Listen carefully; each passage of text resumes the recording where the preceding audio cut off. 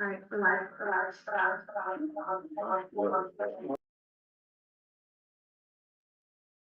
Okay, good evening, ladies and gentlemen. Welcome to the Newburyport Zoning Board of Appeals for the hearing evening of October 22nd. It being 7 p.m. We are legally able to get started, and so we will begin this evening with just some of the business and housekeeping of and procedures of the Zoning Board of Appeals. We'll start with calling the roll, establishing the quorum. I'll then, just for purposes of legal disclosure, indicate which among the voting members will be our voting members, which among the sitting members will be actually voting this evening. And then what we'll do is we'll follow essentially the flow of the agenda. For anyone that has that either handy or online, we essentially follow that in sequence. And anyone who is still remotely zooming in, they'll be seeing all of the information that's being presented up on the screen. Everything that's represented on the screen for those of us in the room is also being observed and watched by anyone who happens to log on remotely. We see who's remote, so we will be kind of conducting a hybrid style meeting, even though we're well past sort of the days of hybrid meetings. We still have that vestige of folks that may wish to log on. So without further ado, I'll begin by calling our meeting to order, and I'll start by calling our roll. We'll establish who's present and our quorum. So, calling the roll, the Newburyport Zoning Board of Appeals, Mr. Stephen Delisle. Present. Mr. Ken Swanton. Here. Mr. Walter Shannon. Here. Mr. Gregory Bennett. Yes. Ms. Lynn Scow.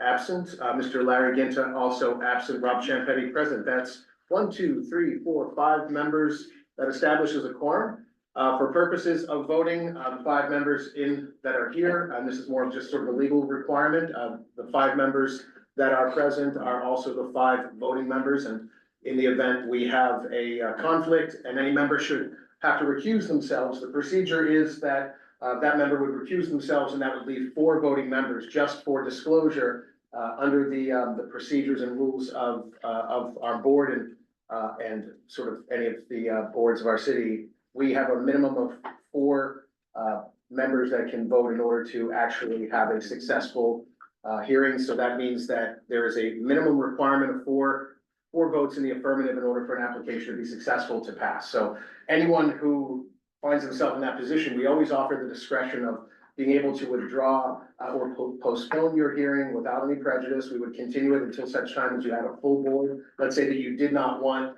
to risk the requirement of having unanimity, meaning that, of course, every member present, all 4, would have to vote yes in order for your application to be successful. You don't have to do that if you don't wish. So we'll cross that bridge if we come to it. For the moment, we have 5 voting members, and we have a quorum. So what I like to do before we get into the hearing is just sort of, for those that may not be familiar with how we conduct the procedural sort of administrative board hearings, or at least the Zoning Board of Appeals, I'd like to walk everyone through sort of the lay of the land, what to expect. With each hearing, we begin by just really reading the legal notice. That's essentially just the description that was in the legal abutters notice. I will read the legal notice, and I'll essentially summarize it by the applicant's name, the address, and then a brief description of what the applicant is seeking relief from this board on. So something like, the applicant seeks all necessary permits for a variance or a special permit, or a special permit for nonconformities. And then drilling down just a little bit more deeply than that, I try to just describe it in a few words in just plain language. The applicant seeks all necessary permits to build an addition of X number of square feet, or to demolish a portion of their structure and build X, Y, Z, so that anyone who is just following along, God forbid, needn't be an attorney to understand what's happening. So with that, I then read the legal notice. We will then hear from the applicant. We ask the applicant to just kindly give their name and address, so that our very brave keeper of the records over to my far right, Ms. Gretchen Joy, can record for the minutes name and address. And then what we do is the applicant will present the application. The applicant's representative, attorneys, engineers, architects, all of the above will present. And once that presentation is completed, we then close that portion of the public hearing, and then we go to public comment. In public comment, we ask that everyone kindly govern themselves with the courtesy of the room in mind. We ask that everyone please keep your remarks to within 2 minutes. The chair, it will have wide discretion, and we kind of extend that with, very liberally, but we will signal if it seems to be going long, just so that anyone and everyone has the opportunity to be heard. And I'll just as gently as possible try to signal sort of a wrap it up gesture of some kind, but we ask everyone to kindly just govern themselves accordingly with that rule. There's a placard that Caitlin will be putting up, and we'll have that, kind of as a rule of the road with respect to public comment. After we go through public comment in the room, I then go online and we'll ask that anyone online just kind of identify themselves. We will then unmute their mic and we'll ask them to do the same, give their name and address, and then we will hear from them. Keep in mind that any public comment needn't be in a pro or con column. You're welcome to describe or identify yourself as for or against something, but feel no necessary obligation to do that. You can simply just speak your mind and we want to hear your remarks. So you needn't say you are pro or con, though you're welcome to. Once we go through public comment, we close that portion of the public hearing and we go to questions from the board. Questions from the board are essentially when board members will just sometimes adapt questions that were posed during public comment. Sometimes it will be their own questions.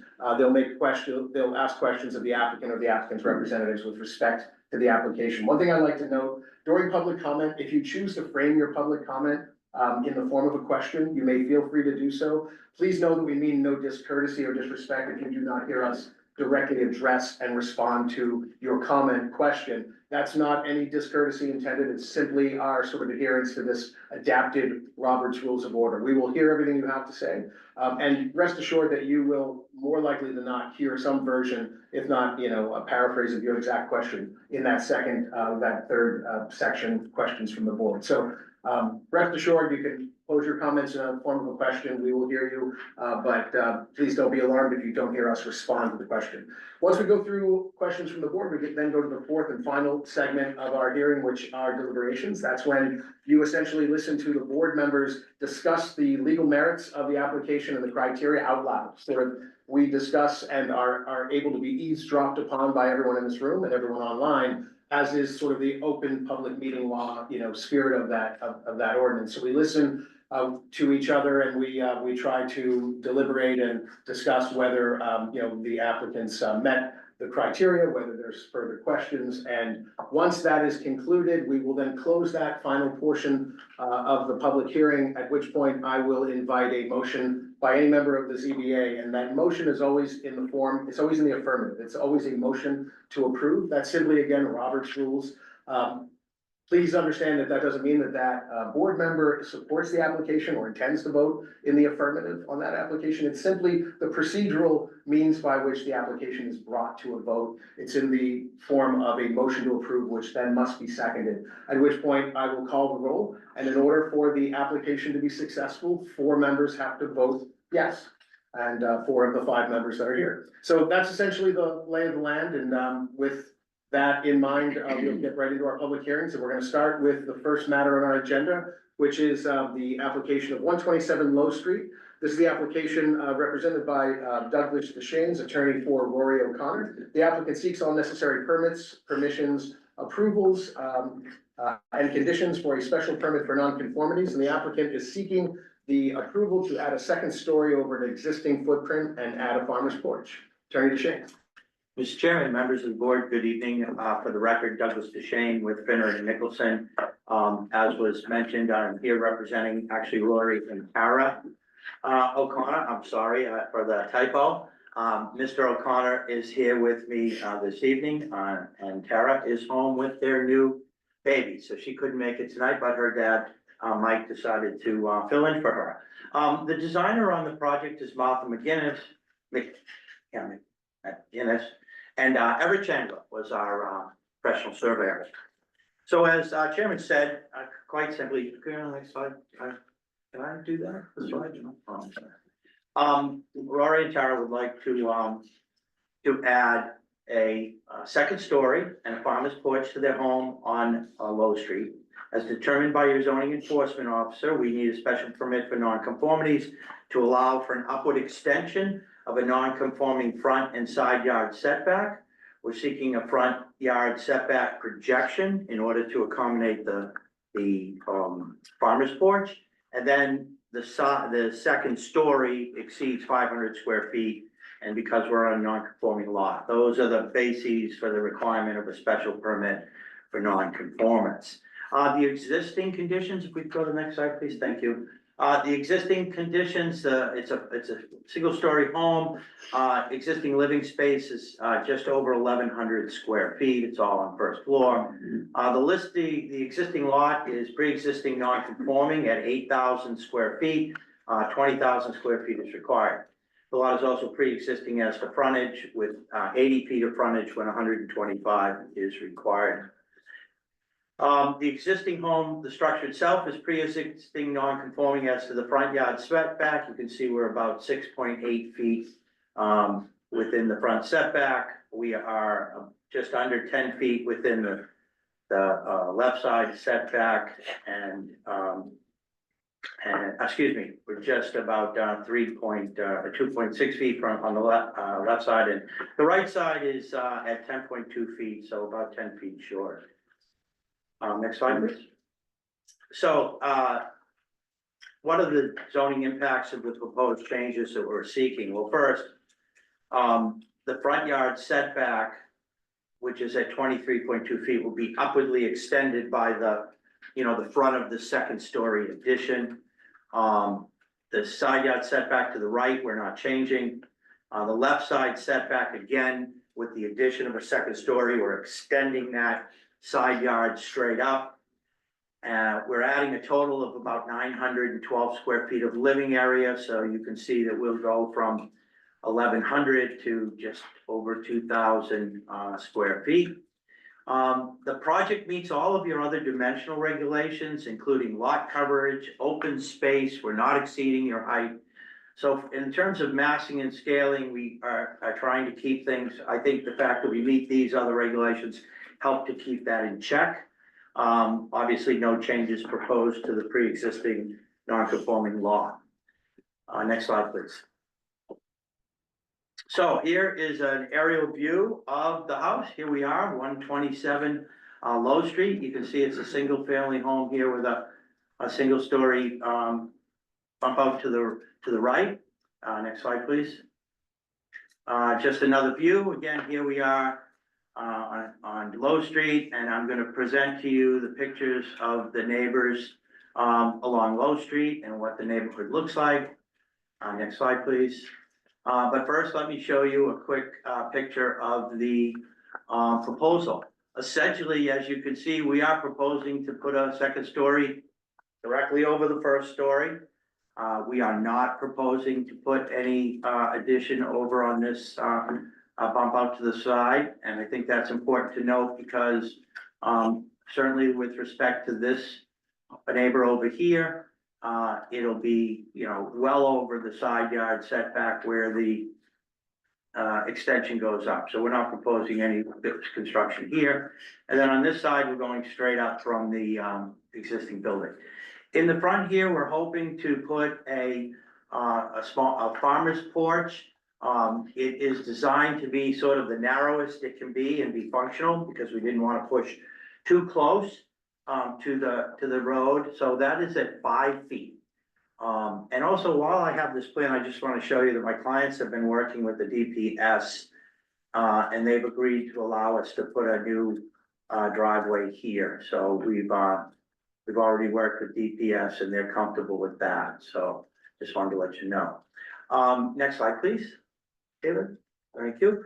The next 4 slides are the existing elevations. You can see the front elevation here and the bump on the side I talked about. Next slide, please. The side elevation right here. This is the front of the structure here. Next slide, please. Here's the rear. There's the porch bump out on the side, and this is your rear view. And last but not least, the right side elevation looking to the into the bump out. Next slide, please. So just to give you an idea on the heights of the roofs, and we're gonna get to this again in a minute, but here is the here is the existing roof, and here is the proposed roof, which is less than 35 feet. But just wanted to show you what this sort of meant by adding on the addition, viewed from the left side. So if we could go to the next slide. All right, this is our home at 127 Low, single story, and you can see there's the porch on the right. Next slide, please. Here we are again, but I wanted to give you a view of the neighbor to the left. You can see they're 1.5 stories. This is the side where we are gonna go up, parallel with the existing wall. So we won't be moving any closer to the neighbor, but we will have an upward extension on that side. Next slide, please. This is our neighbor to the right, and again, their bump out faces our bump out over here. And again, the extension of the second story will be, over here, and then our bump out will be there. So not a lot of impact to the right-hand neighbor at all. Next slide, please. Now move, I'm sorry, that's just another picture of the neighbor to the right. Next slide. Okay, these are across the street on Low Street. And as you can see, and Caitlin, you just click through them slowly. They're all, 2-story, 2.5, splits, 2 stories. And you can see that actually the buildings beyond the buildings on Low Street are quite large, quite tall. I think we're all familiar with the fact that Low Street has quite a variety of structures along its length. We've got some ranches like my clients own, a lot of splits and 2 stories, colonials, 2.5, 3-story buildings can be found well along Low Street. And then of course we have a significant amount of, commercial buildings. There's the tennis, fitness club, there's a senior center, there's a number of, as we know, there's a number of commercial large buildings along Low Street, and a variety of residential structures of all sizes. At 2,000 square feet, this home will certainly not be within the group of larger homes, while it will be slightly bigger than the other ranches in the area. Most of the two stories and 2.5-story structures I looked at and took pictures of, most of them are in that 22 to 2,400 square foot. So we're still not going to be one of the bigger homes by any means. Next slide, please.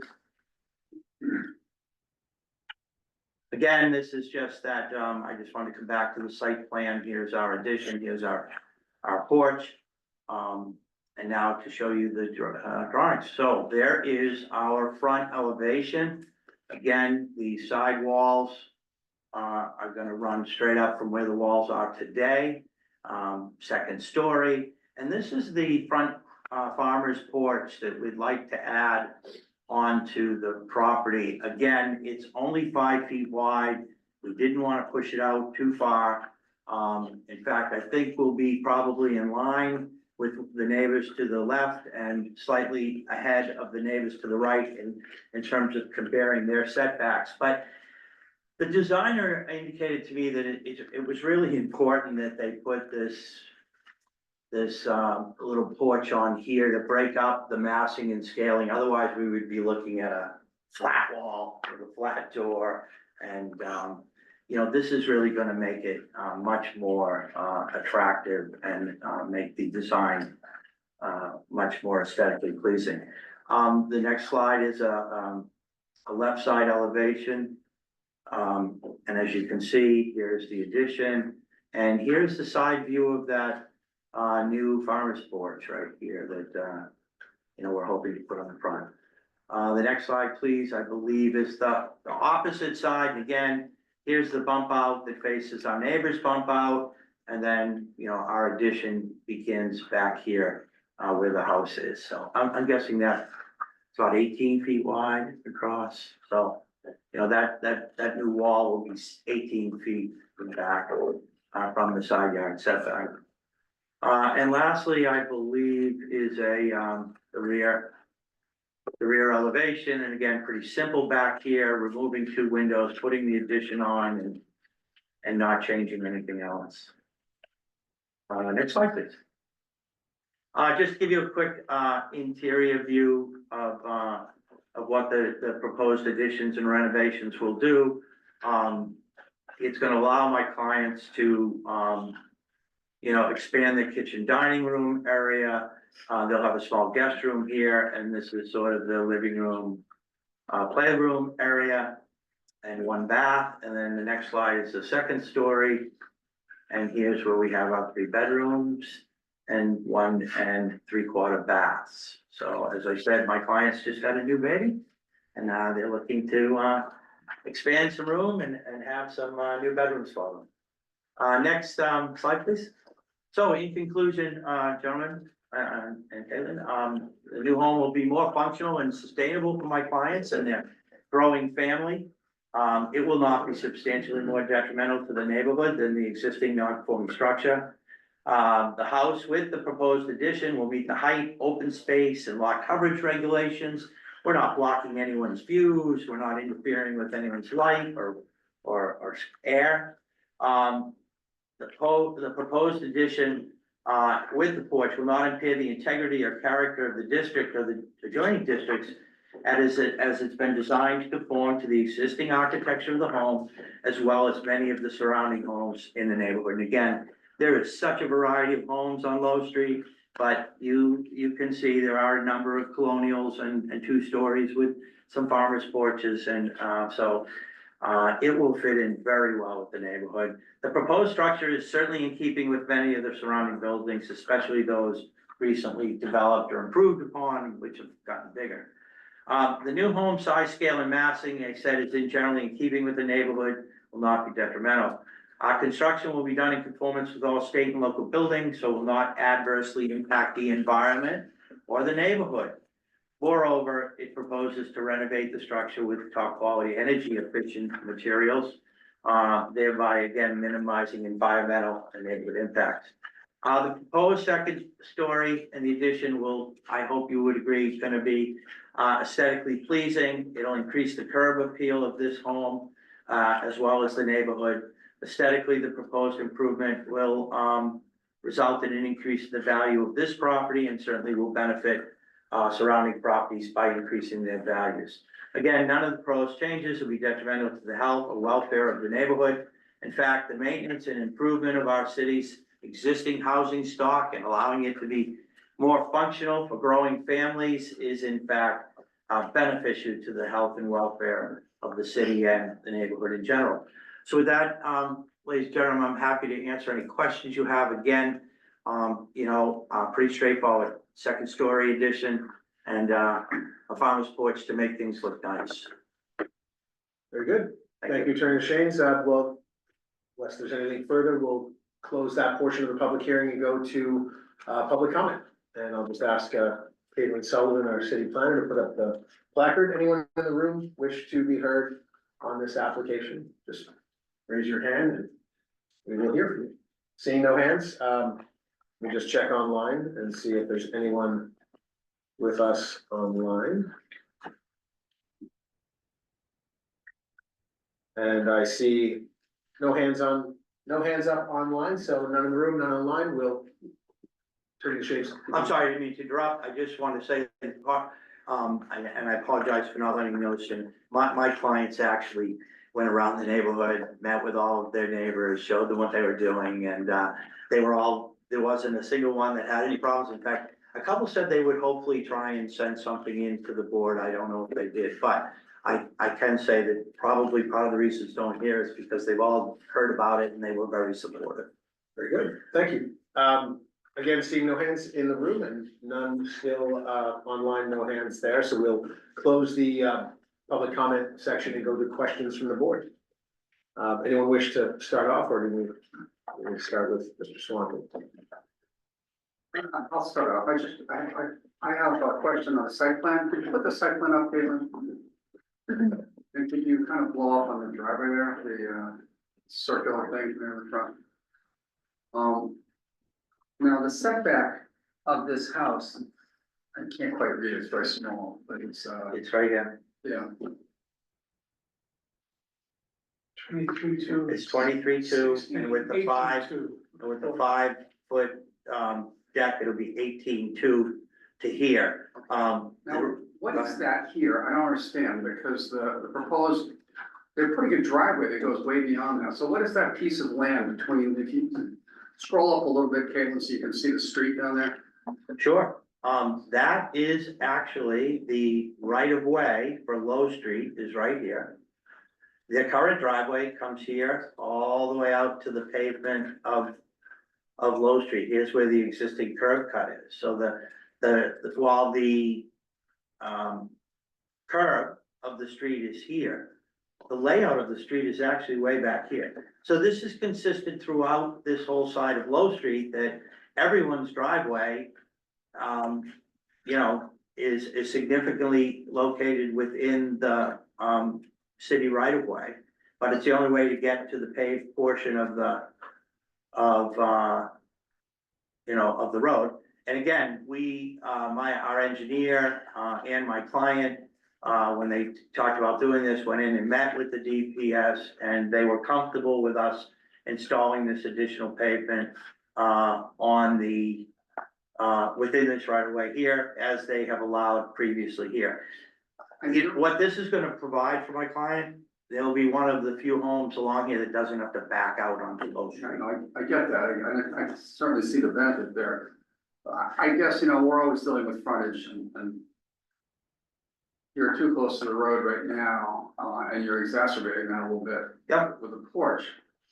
The fact is, the road's a lot further away from the house than. Yeah. than 16 feet. There's another 16 feet there, so. Yeah. So normally, you know, I would have a hard time with encroaching further toward the street, but you're so far from the street, I just wanna make sure I understood that. Yeah, that's, You're an additional 16 feet away. You know, cause there's like a mailbox right in the front down there, it must be right there, down there on the street, in the town's Right. right of way. We're used to seeing this, most roads in town do not have this huge swath. now, again, generally you see 3 feet, maybe some 4 or 5 feet of, you know, shoulder. But yeah, this is extraordinary. Could you say a word about the materials on the house? What are you doing for like clapboards and things, or? I didn't notice it notated on the plans. Roy, did you, are you guys gonna use wooden, clapboard shingles? Are you gonna match the existing siding on the existing siding? So if we can go to the picture of the existing house, they're just gonna match it up. What is the existing house? There it is. It's the vinyl siding. Vinyl siding, so, okay, so you're going with vinyl.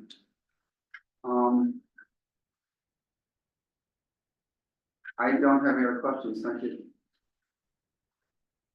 Very good. Karen, Yeah, I'll go. So to jump off of the driveway, the curved driveway again, is DPS gonna give you a second curb cut Yes, that close together? we've checked. Really?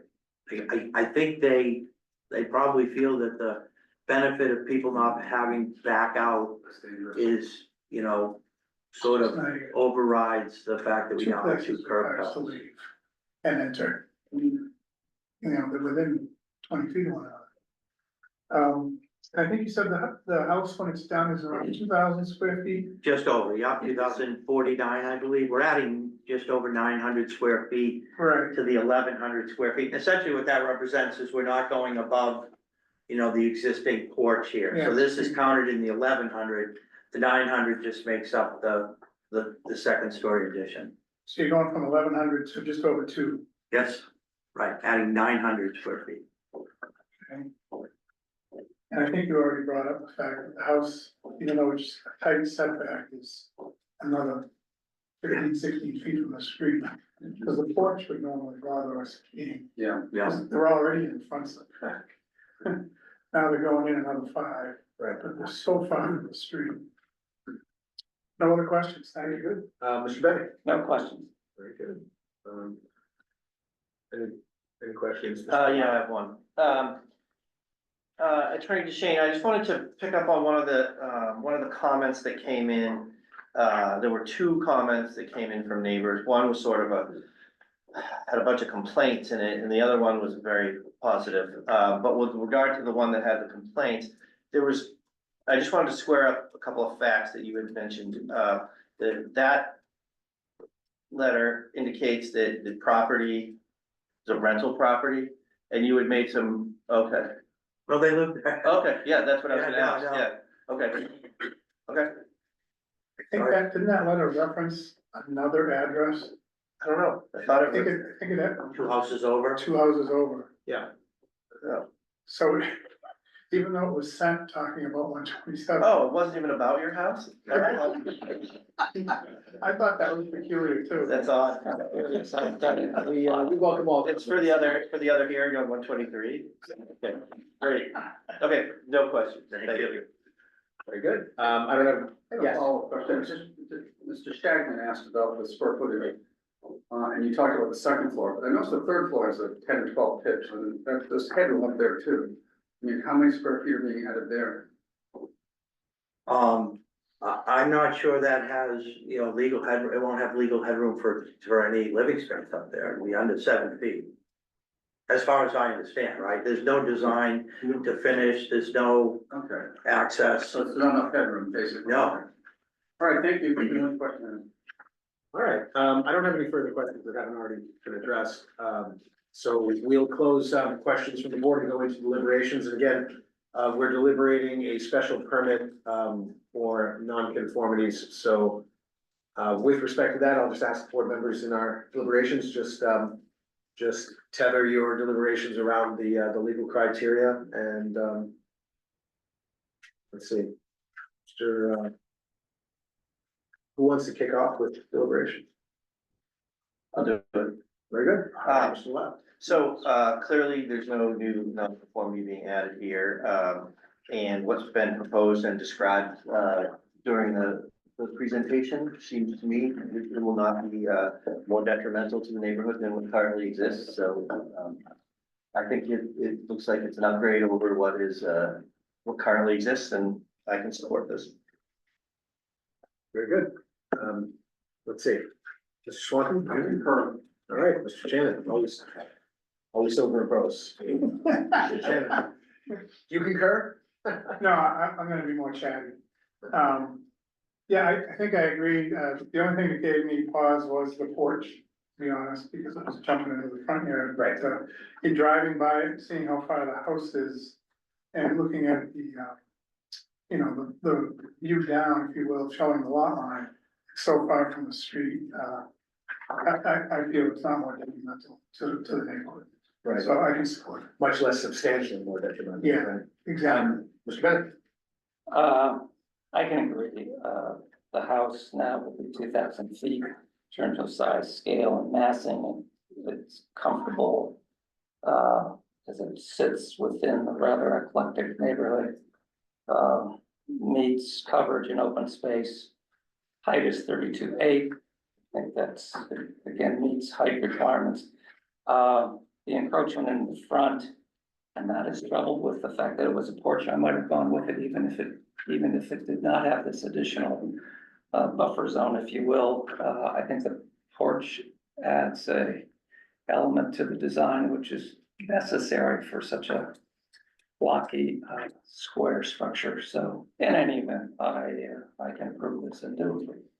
I agree, Mr. Bennett, and I guess I agree with my colleagues. The request is modest. The home is, is a modest ranch, which is seeking, honestly, because, and only because it's seeking more than 500 square feet of addition. That is the only mechanism, the only data point or metric that places this applicant before us under 92. And with that, there's no new nonconformities. I think, all of my colleagues, all of us have agreed on that. It's a modest increase, a modest addition, and certainly in line with the scale of the neighborhood and things we've done. Though, of course, we are not beholden to anything we've done in the past as a non-precedent setting body, but that said, we still live in the world, so we always kind of run this through the common sense eye, I suspect. So I too can support it. Anything further before we close? No, then I'll close deliberations. So we have a motion. I'd like to make a motion to approve the special permit for non-conformities for 127 Low Street. Thank you, Mr. Swanton. Do you have a second?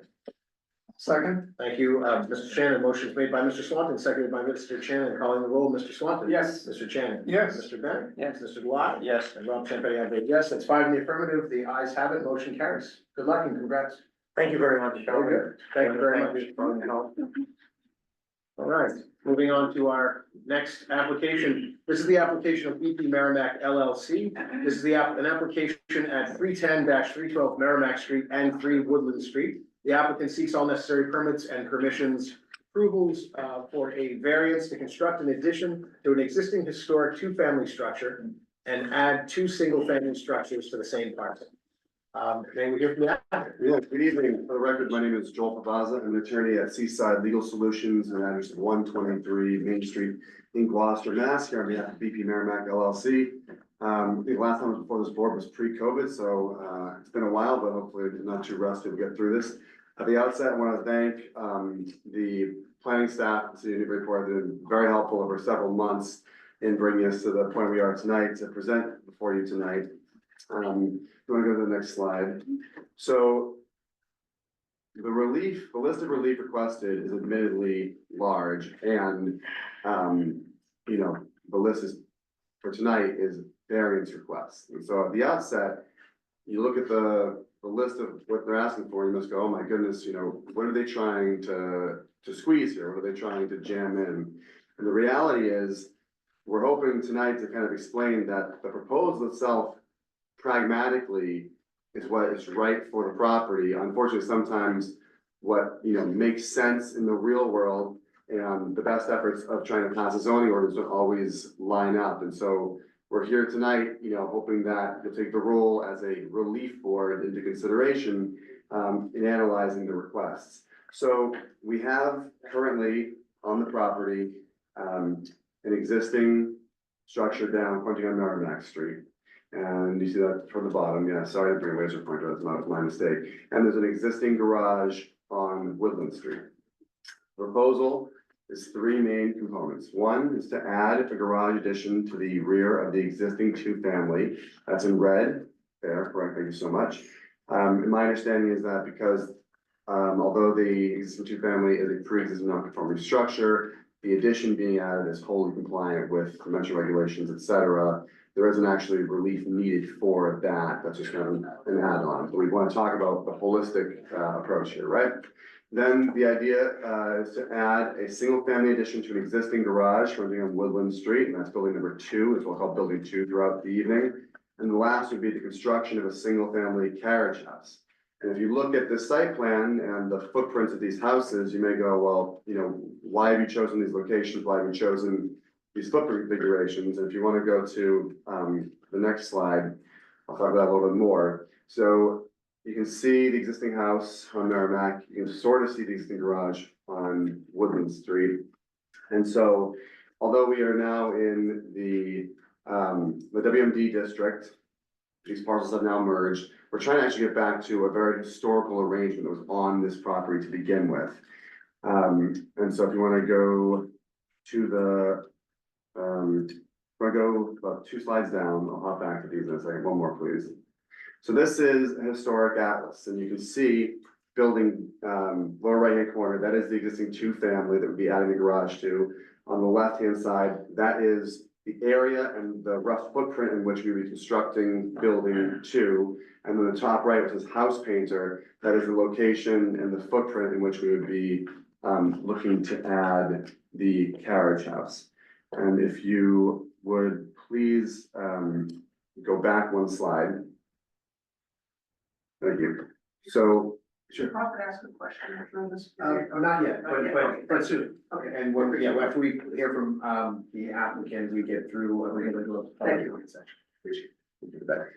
and so, as I'm sure this board is well aware, there are provisions in the zoning ordinance that do allow in certain circumstances for more than one principal dwelling. For example, the planning board has authority under section 6C. If you're in a 2-family by right area, which I do not believe the WMD is, you can place 2 single families with a special permit, and they can put additional controls on that or conditions on that. And one of the suggestions we've received initially from the planning department was like, well, maybe you could seek to vary and get some relief from some of the sections of 6C, and then go to the planning board and still get a modified 6C permit for these 3 structures, 2 singles plus the existing 2. And after that went through further discussions with the city staff and then with the planning board, they said, you know what, actually, the planning board would be glad to, review this and provide some informal feedback, but they don't need this to come back to them. The advice was to actually have the zoning board grant variances in its wisdom, so, see fit to do so for section 6C that would not require us to go back to the planning board. The planning board met last week on this. They did not oppose the 4 dwelling unit configuration. They did not oppose restoring the historic footprint of the buildings out there. They did have one suggestion was about the existing 400 square foot garage that building 2 is planning to attach onto. They thought that if there was to be a modification, it might be to either eliminate or remove or replace that garage that's further back from Woodland Street. That was the kind of concern we got. Otherwise, like I said, it was a fairly positive response. They didn't have any opposition to 4 dwelling units on this property. They didn't have any opposition to the 3 separate buildings holding them as shown. But again, you're the permit granting authority in this instance under this plan we're going forward with. So we didn't make any changes to the site plan based on their feedback yet, because we didn't want to presumptively adjust based on their informal review, only to have your board say, oh, actually, we wish you hadn't done this. And so I thought it'd be helpful to come here tonight, and whether we leave here tonight with a continuance and some requests or some suggestions, we would then take that into account to modify and submit. We are back before you next month for a special permit for use on the same project. So if there were some design elements that would be tweaked as a result of feedback from either this board or neighbors at tonight's meeting, we'd be able to make those tweaks, resubmit, and hopefully resume this hearing on the variances in conjunction with special permit hearing. And obviously, we wouldn't go forward with a special permit hearing if the variances were ultimately not going to be successful. So if you can please advance the slide back to the atlas, right? Or you can go back, you can go down, you can go through. So again, back to the historical context of this, one of the reasons that my client is looking to do this is the existing structure is built in the late 18th century, and this property is listed on National Register, and there are both the Mass Historical Commission and the National Park Services have reviewed potential plans. Initially, we were trying to come in and maybe add units to the existing building to try and fit one of the categories that the zoning ordinance kind of provide the path for. And these historic commissions, the state and the National Park Service, both said, if you want to qualify for historic tax credits and similar, protections and grants that are available to historic structures, we'd like to see the historic orientation of the site restored, which is why we've gone through this route. If you want to go to the next slide, please. So we now have all the plans loaded in. This is the site plan. I'm happy to go back to any questions. We'll keep moving through the slides. That's the overview. We saw that. This next slide just has the two of them next to each other, oriented in a similar shape. And so again, I'm happy to walk through these plans, questions. Otherwise, if you'd like to, for the sake of brevity, I assume you've probably looked at these plans yourselves. We just kind of go through them. If there are any questions, we can go back to them. There's the garage being added to the existing 2. If you want to just keep going, that's the garage addition on the existing 2. Same thing, second floor plan. This is what it would look like from behind the building, so opposite Woodland, not from the street. The garages are tucked around the back. Keep going. This is what it would look like from Woodland. Keep going, please. And then this is what it looks like from Merrimack Street. You can't actually see the addition, so it's hidden. And then the east elevation is the addition itself. And that would be what you'd see from either building 2 or the carriage house. You want to keep going, please. Here are your floor plans. You can see the existing garage and then the building 2 attached to it, first and second floor plans. Keep going. Again, so north elevation, that you'd see from Woodland Street, east elevation, that's what you would see from the carriage house. Keep going. And then west elevation is what the 2-family would look at, and south elevation is what the rear of the boatyard would look at. And then we have a few more plans. This is the carriage house. Again, this is the floor plans first and second. Please keep going. And then there's typos in this plan, and I apologize for that. I didn't catch it till this evening. So the top left is actually south elevation, and that's what you'd see from the boat. The west elevation is correct. The lower right-hand corner is actually east elevation, as you see from the east, the north elevation, on the lower left-hand corner, is you actually see from Woodland Street. So if you were looking at it from Woodland Street, you see the bottom left-hand corner of it. If you want to keep going, we've loaded in everything that was submitted in the application. This is just an overall aerial view of the neighborhood.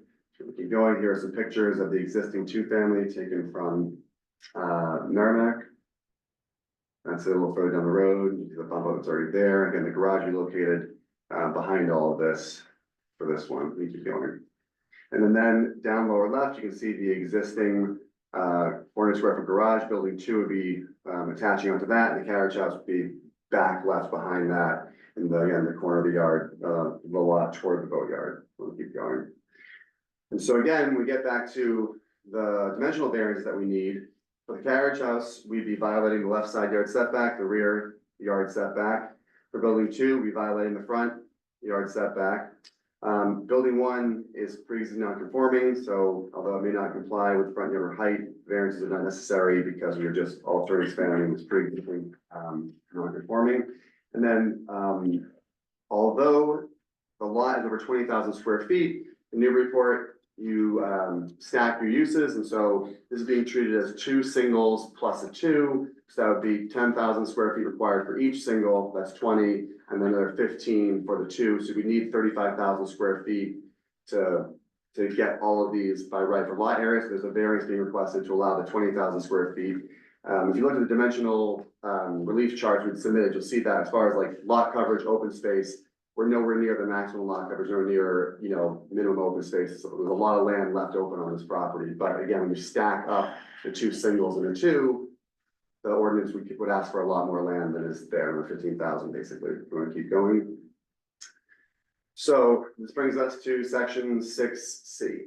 And so again, what the idea was to seek relief from certain provisions of 6C that were, you know, basically physical impossibilities that we are actually conform with, but otherwise leave in place the sections that we were meeting the standards. And I think overall, despite the fact that we were doing something kind of unique in restoring these historic footprints, we are still meeting most of the intention as far as neighborhood and community protections that 6C tries to install for the city. So if you want to go beyond this. So again, I'll try to be too verbose. I don't want to take all night, but you can see where we need these variances from 6C. So it's under subsection 2A lot requirements. So again, this is our lot area issue, compliance with lot area requirements for a 2-family. Well, it does comply with that subsection, but it doesn't comply with the overall need for a 1, and a 2, right? So that's why we meet it, the kind of the spirit of it, but the technicality of it requires a variance. Compliance with setback requirements, obviously we do not meet that. Again, these historic structures were predating zoning, and so they were located in locations on the lot that did not qualify for today's modern setbacks. We don't meet that subsection. Compliance with the zoning regulations. Again, we're here asking for relief tonight, so we need help with that subsection. Configuration, arranged in a particular manner, either side by side, etc. Again, we are, you know, the footprints and locations have been dictated by these historic atlases, so we again can't configure based on the modern preference under 6C2. But again, it's just kind of put back what had historically been there. I'm gonna move on. So again, we have a building that is a contributing building in the Newburyport Historic District. And so this is one of the conditions that we can, again, meet the spirit of and meet it technically. We don't need a variance in this subsection. The applicant intends to comply with the need to put the perpetual preservation restriction on the entirety of the property, right? So there's one of those sections where we can hit it. And it's one of those things that are there in place to make sure that there are checks in place for projects like this. And he's happy to do that. We're gonna move on. And so again, here are more criteria where again, in some instances you can see we meet the spirit of it without meeting the technicality of it. Sometimes we actually meet the technicality of it. So design layout of buildings in open space. We have a project that is keeping with the existing residential character of the surrounding neighborhood. Again, if you look at that aerial shot, you'll see that the placement of the structures, the density resembles what you see in the area nearby. The buildings and accessory off-street parking areas maintain a compatible relationship to adjacent properties. So again, to the rear, we have a boatyard. You know, a lot of the wrapped boats hopefully aren't gonna be too picky about what type of style these are, but again, these are nevertheless designed to be the historic structures that are there. Each house has a separate driveway and garage. And so if you weren't on the zoning board and you weren't steeped in zoning law, you're just a, normal person on the street, you'd probably go down Woodland. And you just say, well, there's just 1, 2, 3 houses, that one's on Merrimack, building 2's on Woodland, and the neighbors over out in the back, right? It's gonna look normal, just to stretch that word as an overbroad use, right? Developing a second residential building will be equally more beneficial to the neighborhood than subdividing a lot, providing 2 dwelling units in a 2-family. So again, by restoring and then preserving historic nature, we think we're doing a community benefit. Obviously, again, cards on the table, as for the benefit to my client, it enables him to register the whole thing and seek again, tax advantages and other financial benefits to help finance this, project. And again, although you could add, more additions than just the garage, the existing 2-family, I think the end result would not only qualify for this historic registers requirements, but it would also probably be less in keeping with what you think of when you go through that neighborhood as far as size and scope of the structures. So again, just to make sure everyone understands, those 2 stars show the approximate locations of where the new buildings would go. Again, that kind of gives you the idea of how much space there is out here and how, even this kind of tight view, you can see how close all the other houses are to each other. These 2, pretty modest size footprints are look, in keeping with what we have going on up there. So we go forward, please. So, obviously we need relief in this section. Also, this talks about the planning board being able to change the setback standards. However, there is a requirement that no further subdivision of a lot be permitted, and obviously we'd be happy to take a condition from the zoning board to adhere to that. That this lot, is, if it's successful in getting through the zoning board, would be tapped out at this point. Those single families can't later become a 2-family. Those footprints on those new single families can't be further expanded. We'd be happy to lock the site down. Again, it'd be, disingenuous of me to say that we're here to restore historic footprints and then come back and try to, add additions later. So we intend to do what we say we're going to do. And so if you want to restrict these footprints to what they are going to be, that would be fine, as well as the unit counts within those footprints. We'll keep going. So again, no variance necessary here. My client is willing to make the financial contribution to the Affordable Housing Trust, so that's fine. We'll keep going. And so, again, to make sure we get on the record, obviously you guys are aware of the standards for relief for granting a variance. And so we have demonstrated the substantial hardship and literal enforcement of the ordinance due to the circumstances related to soil condition, shape, or topography of the land or structures in question. And so again, the unique situation we have here is a historic lot that had 3 separate structures, and we are unable to return to its historic configuration if you rigidly apply the provisions of the modern zoning ordinance to it.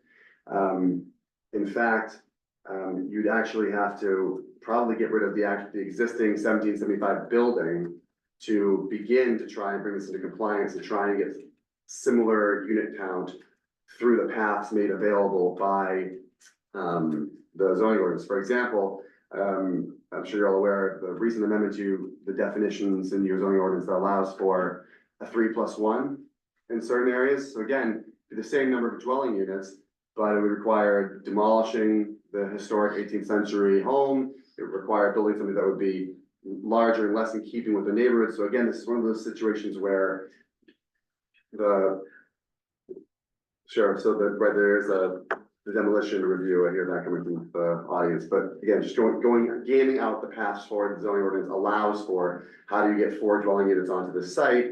You could do a 3 and a 1, but again, you'd be running contrary to more of the intent and spirit, as I've been explained, of these ordinances than just letting the historic configuration be reestablished.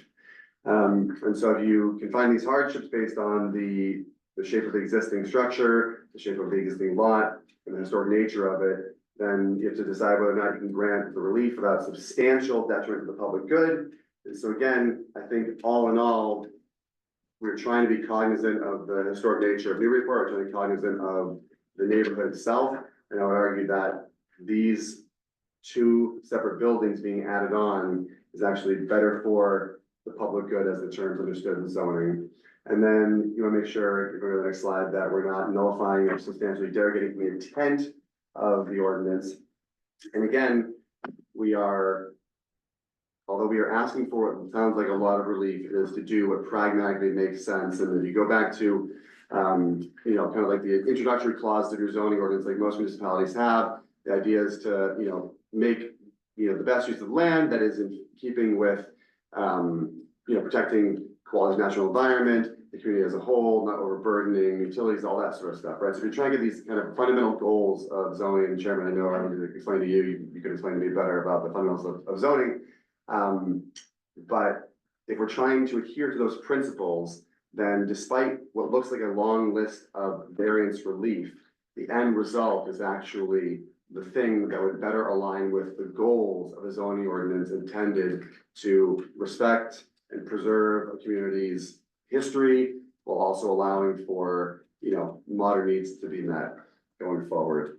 And again, I don't think this is gonna, you go to those exact slides, but I'm not gonna read verbatim what I've written there. You can kind of see for yourself, this is a unique situation. We're just trying to do what makes the most sense for the property. And as I said in the beginning, you being a relief board, we are hoping that there's, relief we'll be able to get through you. We'll go to the next slide. So that's just the recap. Those are the variances we need. Lot area, front yard for building 2, side and rear yard for carriage house. And then variances from those subsections of 6C. And then the special permit would be, next month, if we were able to either get there tonight or come back next month and wrap this up then. I think the next slide is just a thank you or questions, and then a thank you slide, so we can end there for now. Sorry if that felt long. There's a lot to get through. Well, Counselor, thank you for the presentation. I want to note, before we close the presentation section, one of your principal clients, Mr. Becker, has his hand up in the virtual forum. I don't know if that's intentional, but normally if a party client were in the room, we would consider that part of the presentation. So I'm happy to open the mic and at least invite any comment, or if you wish to just have to move on. If Mr. Becker thinks he needs to add something, I'm not gonna. I don't have anything to add. I just put my hand up initially to introduce myself as a principal of the project, and my partner, Dave Potter. Dave Potter is also on Zoom as well. Pleasure to be here, and thank you for taking the time to listen to us. Very good. Thank you, Mr. Becker and Mr. Potter, and welcome to you both. And Counselor, thank you for the presentation. With that, we'll close the presentation portion of our public hearing and go to public comment. And I'll just ask Ms. Sullivan, the city planner, to put up the placard. Okay, anyone will begin in the room. Anyone who wishes to speak? Yes, sir.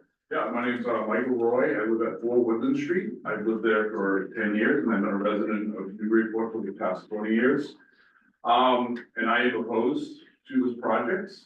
The attorney started by saying we're not looking to squeeze things in, but to me, that's exactly what we're looking to do here. About a year ago, that house was a single-family house with 2 people living in there. And somewhere over the last year, that's been divided into 2 units. And why it's a concern is we have multiple cars now parking basically in the yard across the street from my house in a illegal curb cut, is what I've been told. There's the garage that is there, that is dilapidated and is being used as a storage unit. And if you know the street Woodland, bottom of Woodland Street is the boatyard, it is very narrow.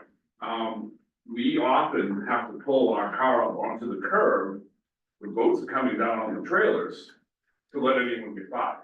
So if cars are coming out of there and a boat's coming down, the garage itself is only a couple feet off the actual street. There's no shoulder there, there's no sidewalk there.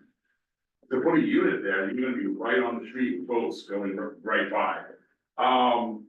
The other thing that we had discussed the other day, Gary, who was next to me, is when you look across at the land from my house, it is a good 5-foot drop down into below the street level. And I remember when the house was not occupied for a little bit, I would walk my dog in the back there and you'd walk there and your feet were wet, it is wet back there. So I kept hearing preserving the natural environment, but it is wet back there, it's not, it hasn't rained here much in a couple months, and it is still wet if you were to walk back there.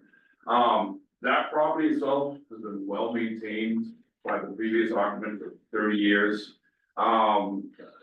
If you carrying how that we're trying to get back to the historical way it was, but that person's been in that house prior to that 30 years. I don't know how historical we're trying to get, but I am opposed, because of all the variances we discussed.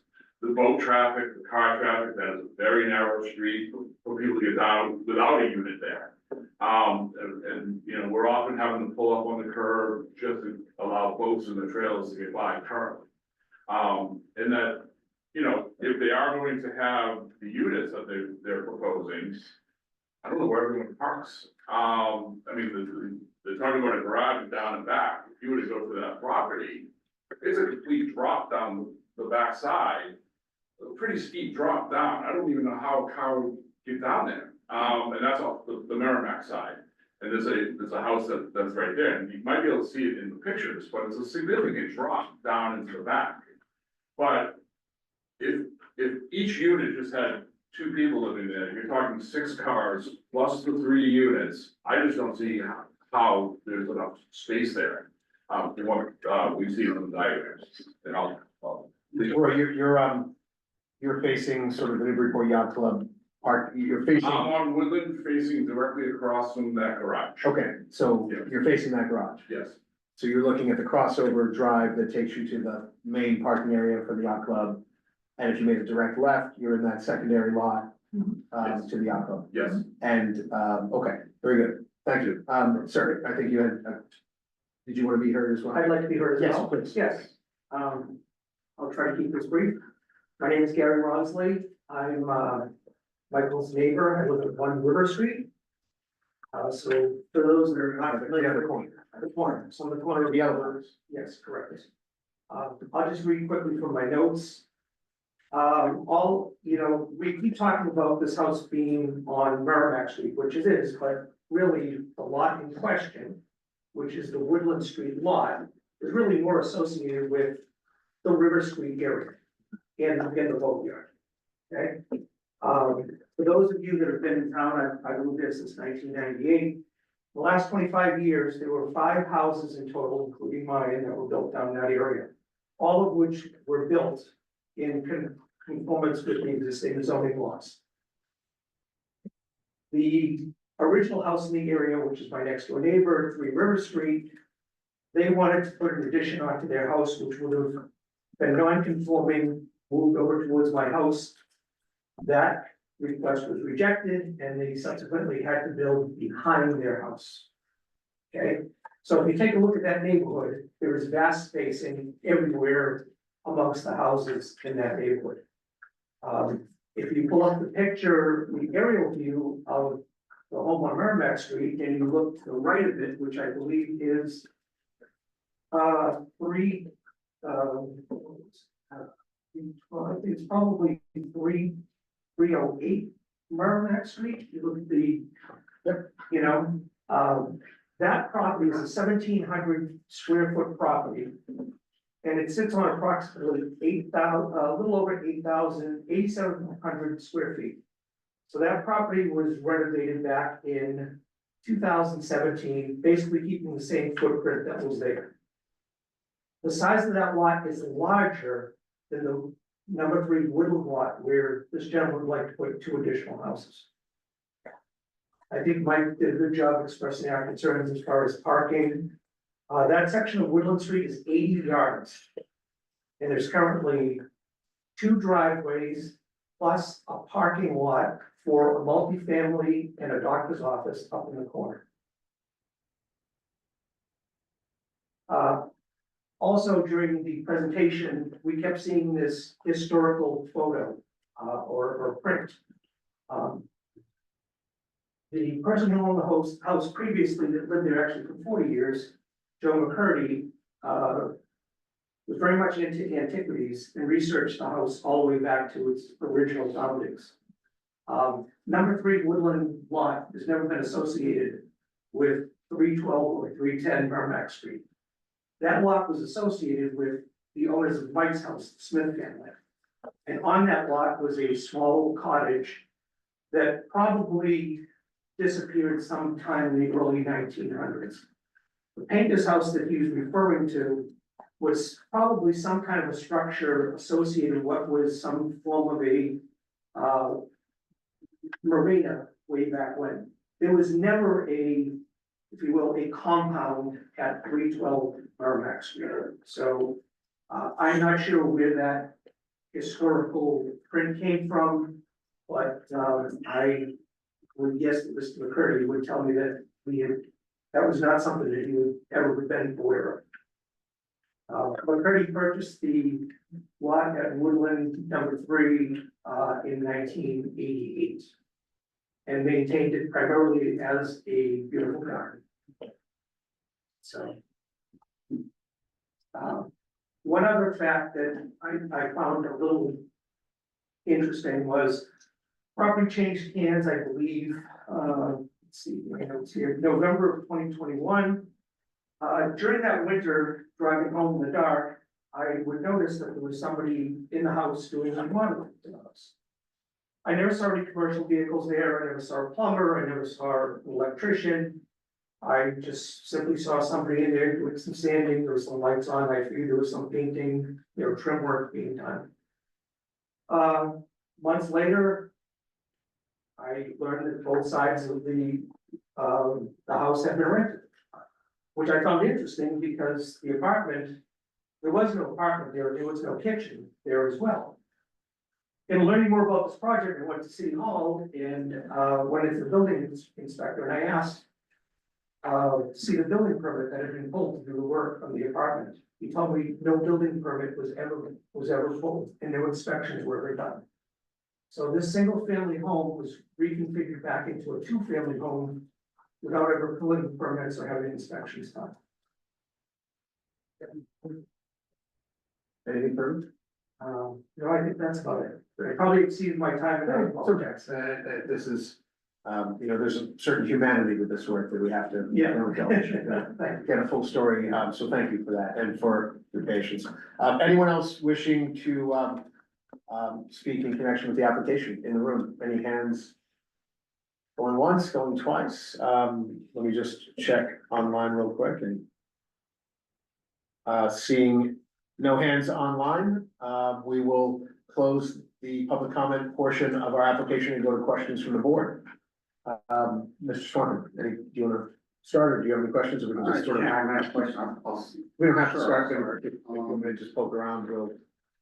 Well, I'd like to start with a couple things that just came up here, which is, when did the house that's currently there become a 2-family house? Looks like, actually, Mr. Becker was on, he might know. If he has the degree. Sure, so this is a question from our Vice Chair, Mr. Swanton, to Mr. Becker, if you can hear us. I believe this is a question directed to you, if you happen to, if you have any information that you can share. Can you hear me? Yes, we can, thank you. Yes, so prior to purchasing the house, we did our research to confirm that the house was indeed recognized as a legal 2-family. Has 2 electric meters, has 2 boilers, has multiple bathrooms. There were 2 gentlemen living there for the last 30 years. We confirmed that prior to closing, that it was recognized by, my partner did the correspondence with the building department, but we did confirm that prior to purchasing it. I did have one other item I wanted to point out. In the plan shown here, it does show the garage right on the edge of the street, but I have the Google Street View handy, and the garage is actually set back, I would estimate 8 to 10 feet from the actual asphalt. And from what I understand, people did park pretty typically in front of that garage, not tandem with the garage, perpendicular to the street, but parallel with the street. completely off the street in front of the garage. I can share screen if you want to see that Google Street View. And you can kind of see it a little bit there, but I That think actually most is- of us have it up on our, I believe most of us have it up if we're not already familiar. But I think this, I think our city planner has it partially in that view, but, okay. Was there and anything the else? other, there was a question asked about the, where the historic information came from. We hired a historic consultant, Epsilon Associates. And they did, a collaboration with Mass Historic and the National Park Services, relative to the historic, nature of the property. This, plan was the result of well over a year of back and forth with those entities to establish what would be the most beneficial use of the property. And as our attorney, as our counsel has mentioned, we plan to do a historic restoration of the original Gambrell house. And although the gentleman that lived there took good care of it on the outside, it's by no means efficient on the inside. There's tons of work to be done in the basement, the attic, and throughout the property to bring it insulated properly, bring up the electrical to code, update the plumbing, and windows and that nature. Okay, I have some more questions. Please. A question, could you put the site plan up? I'm a little confused by the square footage numbers on it. Sure. There's one that says 20,000 up there at the top, and there's another one that says 12,000 and something down the bottom. Sure. What's the total square footage of those two things? The 20,000 and change number is the total merged square footage of both the lots. The Merrimack lot was 12,000 and change, and the 3 Woodland was about 7,000, and they're zoned Okay, to so the application of merger. so the 20 is the sum, or is Yes, that yes. the number down there? I should kind of ignore that. Yeah, just kind of shows the prior areas of the separate lots, and they were separate lots, but the table we submitted all used that 20,000 square foot as the total sum. Okay, another question, you're proposing something we don't see every day, okay, that's somewhat unusual. Agreed. Did you ever reach out to the abutters and say, hey, we're proposing something unusual, let's tell you why this is a good thing? Did you ever go through that process? My office didn't reach out to the abutters, obviously some are here tonight. Mike, did you ever have any conversations? Mike, again, owns the property, doesn't live in the property, so I'm not sure if there's been a chance to, run into the abutters, but there's been no particular outreach to the neighbors. Again, what we were trying to do was based on genuine intention to kind of put things back the way they had been. Okay, next question, let's say you did not go down this path. I think you referred earlier that you went to the planning department and they said, well, by right, you could do certain things. Now, could, for example, if you take the 2-family house that's down there now, with all this acreage here, could you have added 2 units on the back of it attached to it and gotten to 4 units that way? And certainly not by right, but there may be special permit paths through which you can go to a multi. Again, whether or not it would have met the dimensional requirements, whether or not the current protection that it gets by not changing use, that's, we may still be here for example, it's a pre-existing non-conforming 2-family. However, oftentimes when you change the use of a structure, you forego the protections, right? In which case, we'd be back here asking for variances for that structure, despite the fact that it wouldn't be moving from where it has been since 1775, it would now be treated as if it were, we'd still be back here asking for variances. I'm just talking about adding, if you were to add onto the back of it, that doesn't require variance. I can answer that. Yeah, go ahead. So our original proposal had an addition off the back of the L. It was substantially longer than the 2-car addition that's on there, and that was presented to Mass Historic and I think a representative from the Park Services, and they said they would prefer not to see a large addition on the back of the building. No, I Generally well received to kind of hide the cars. And if you look at the Woodland Street view, you'll see that the backyard, as the neighbor mentioned, is substantially lower than Merrimack Street. So those cars in the two-car garage there essentially become like below grade with a small, very non-visible addition, and that by the time you are far enough away from it, you're kind of blocked by 308 from the site of it on Merrimack Street. And then on the other side, the building blocks most of your view of that until you get closer to the corner of Woodland. Right, you brought up the topology of the site, which brings up something I'd like to ask about, which is, it was mentioned over here that the site is wet. The site slopes down heavily. We haven't seen any topo lines, we haven't seen any wetlands or anything. You can't build houses in wetlands, obviously. We are not the Conservation Commission, but are there wetlands on this site? So the property has not been flagged as of yet. Again, this is one of those things where you have to figure out whether you're gonna be able to do conceptually what you're trying to do before you can further invest, right? So obviously, I have no problem committing tonight to saying that naturally, if this is able to get the relief it needs to move forward, next step will still be you for round two for special permit. But then to the degree that these buildings would need to comply with drainage requirements, wetland requirements, if applicable, those would all certainly be subsequently, complied with. No. But no, we've not gone through and had a wetland analysis done, because again, if, we aren't able to go forward with this, then it's cost prohibitive to have a wetland scientist and a surveyor get out there with flags and instrumentation to, set any lines if there are wetlands on site. If I could interject for a moment and, well, just with your discretion, of course. I realize that it's a catch-22, right? We're not unfamiliar with that, to say the least. And it's often an irreconcilable challenge for applicants to figure out, whether the chicken or the egg should go first. Oftentimes the answer is neither and both, right? In a perfect world, you just have to pick one and kind of run with it. In this instance, and I'm just gonna query this, right, for my colleagues and for you and any comment.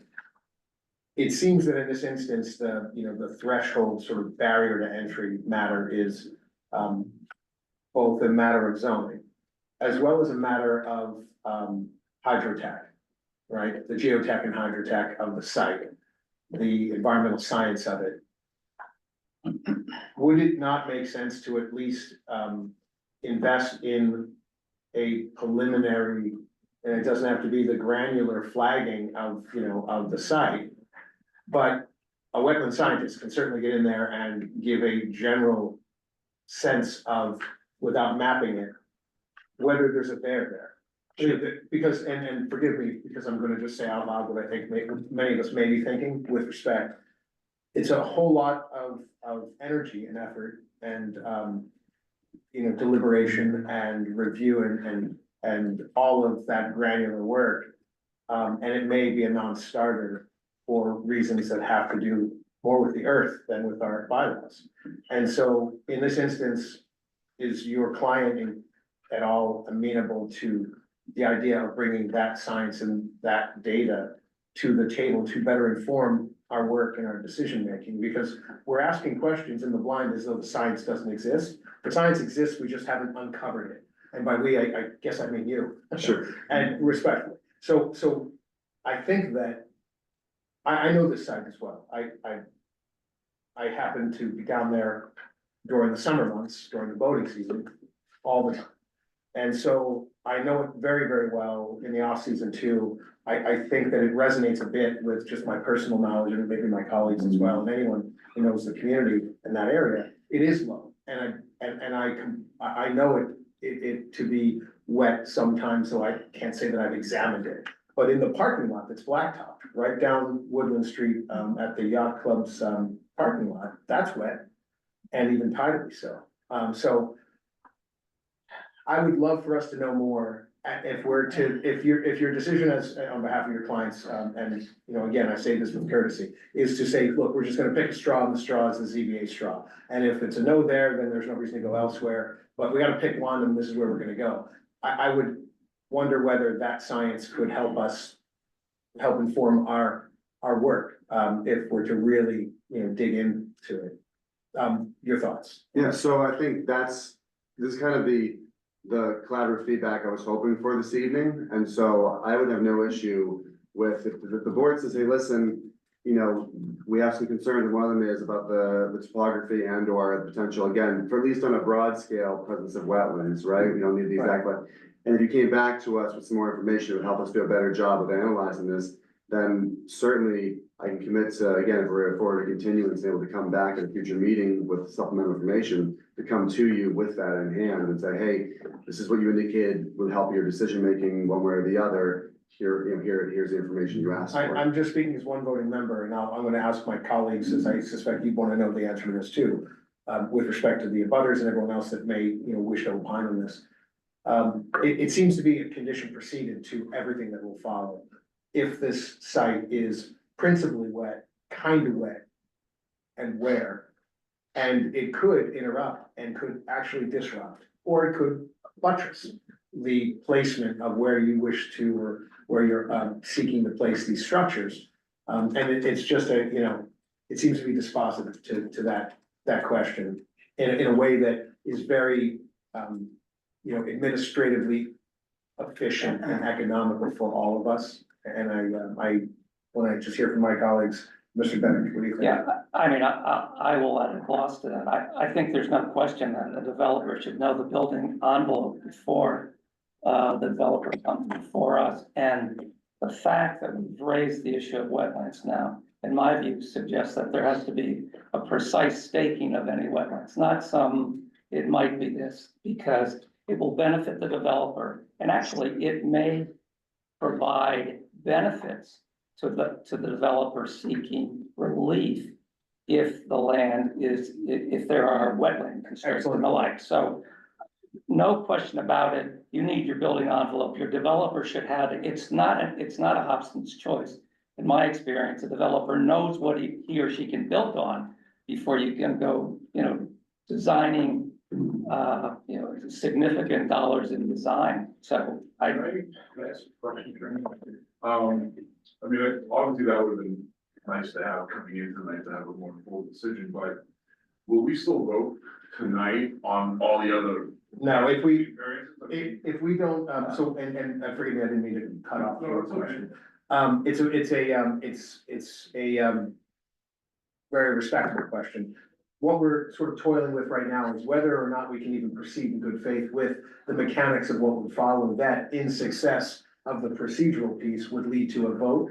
And it's not uncommon at all that, you know, that a vote is the culmination of multiple meetings and the aggregation of details. Yeah, I was thinking we were so far off on all the other stuff. Right, We so didn't need the. it may be, at a minimum, I think what we're hearing, and I'm gonna, we'll ask the rest of the board, but what we're hearing, my sense of it, is that we can't really even get off the starting block to, in good faith, evaluate this unless we know what the building envelope is. And, in fairness, and I think Mr. Bennett made this point, and it's well said, in the event that there is some hydrology and hydrotech, those are, you know, soil conditions of the site that are part of the elements of consideration in our, you know, procedural review, our substantive review of variance criteria. So, you know, it is, you know, forgive the pun, it's a kind of a high tide that might raise all boats, right? So, Understood. but my point is that I can't really see myself even getting into this any further without at least those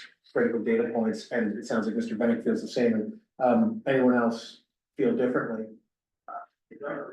I would agree that, you know, if these houses are being proposed to be built in wetlands, we should know that before we do anything. But I'd hate to see them go off and then they come back and we have 6 other issues. I mean, I am concerned about the width of Woodland Street, how close that proposed house is to the street. How, you know, and it's, the planning board's already talked about, the garage is very close there as well. No question. We're exacerbating it with the house. So I also have an issue there, which I just, if you're gonna go away and think about this and come back, maybe you'll find it really wet where you can put the house and slide it back, so I'm gonna help a lot. I think in fairness, the applicant this is their first overture for us. So this is as much a very, and forgive if I'm putting words in your mouth, but it seems like this is, you gotta start somewhere, and this is where you're starting, and I would say that it's, for us to really be able to dig into this at all, you know, we need that data, but, I get that you're before us looking to get some feedback, and it sounds like there's plenty, but those would be the the initial most critical pieces, and it may not be all, and it may only lead us to a point where we now have more substantive questions, and, you know, but at least we should move forward.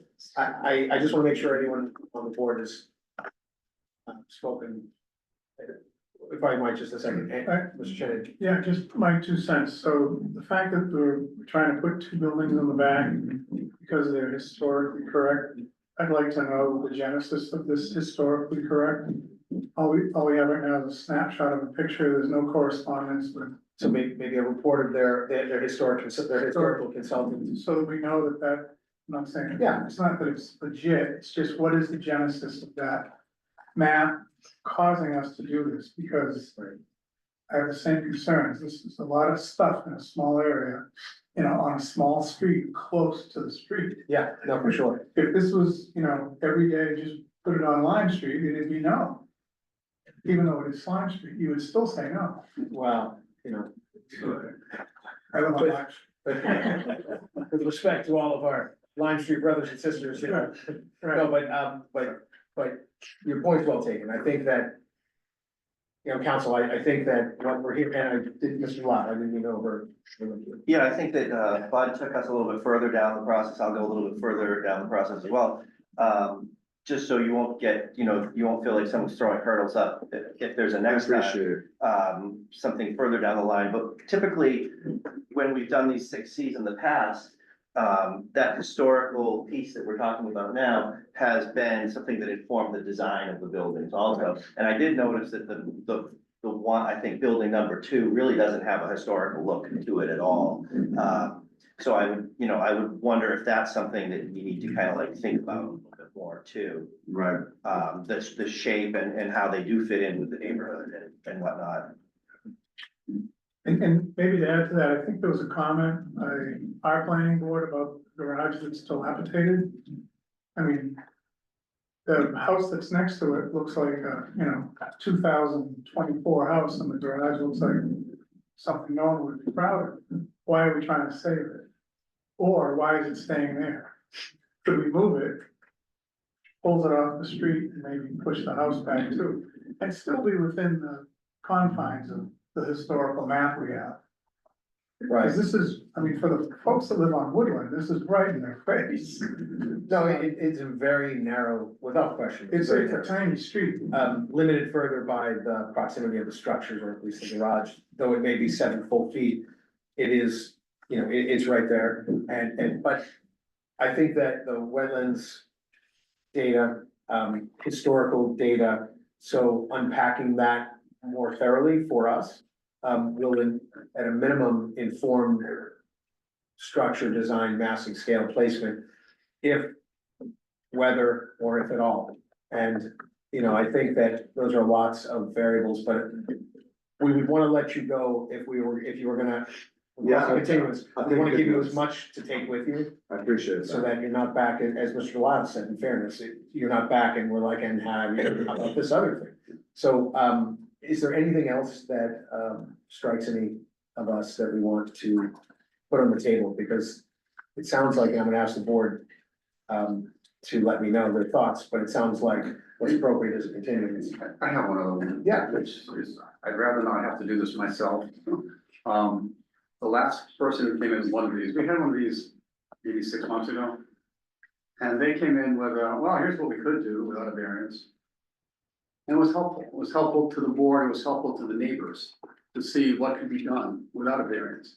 The by right option. The by right on. Yeah, yeah, that would help a lot. I mean, I heard from the planning office today that you can do a lot.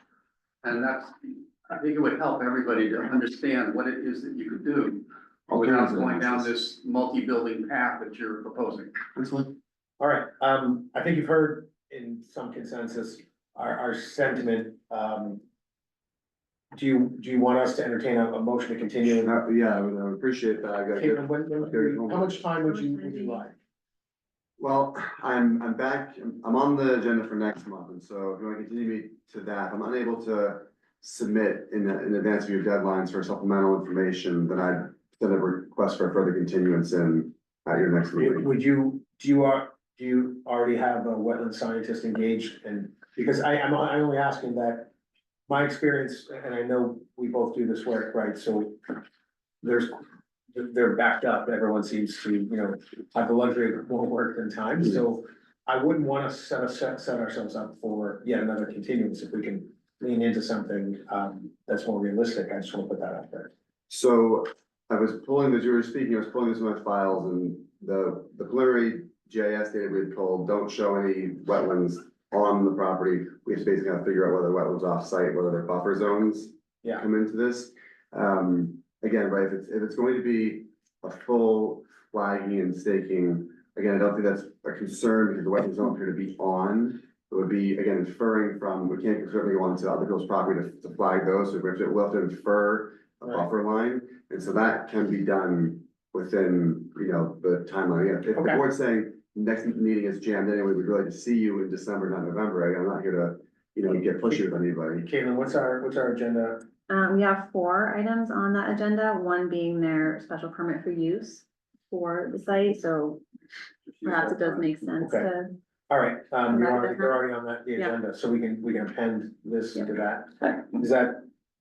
I just asked a question. Yeah, of course, Mr. Good.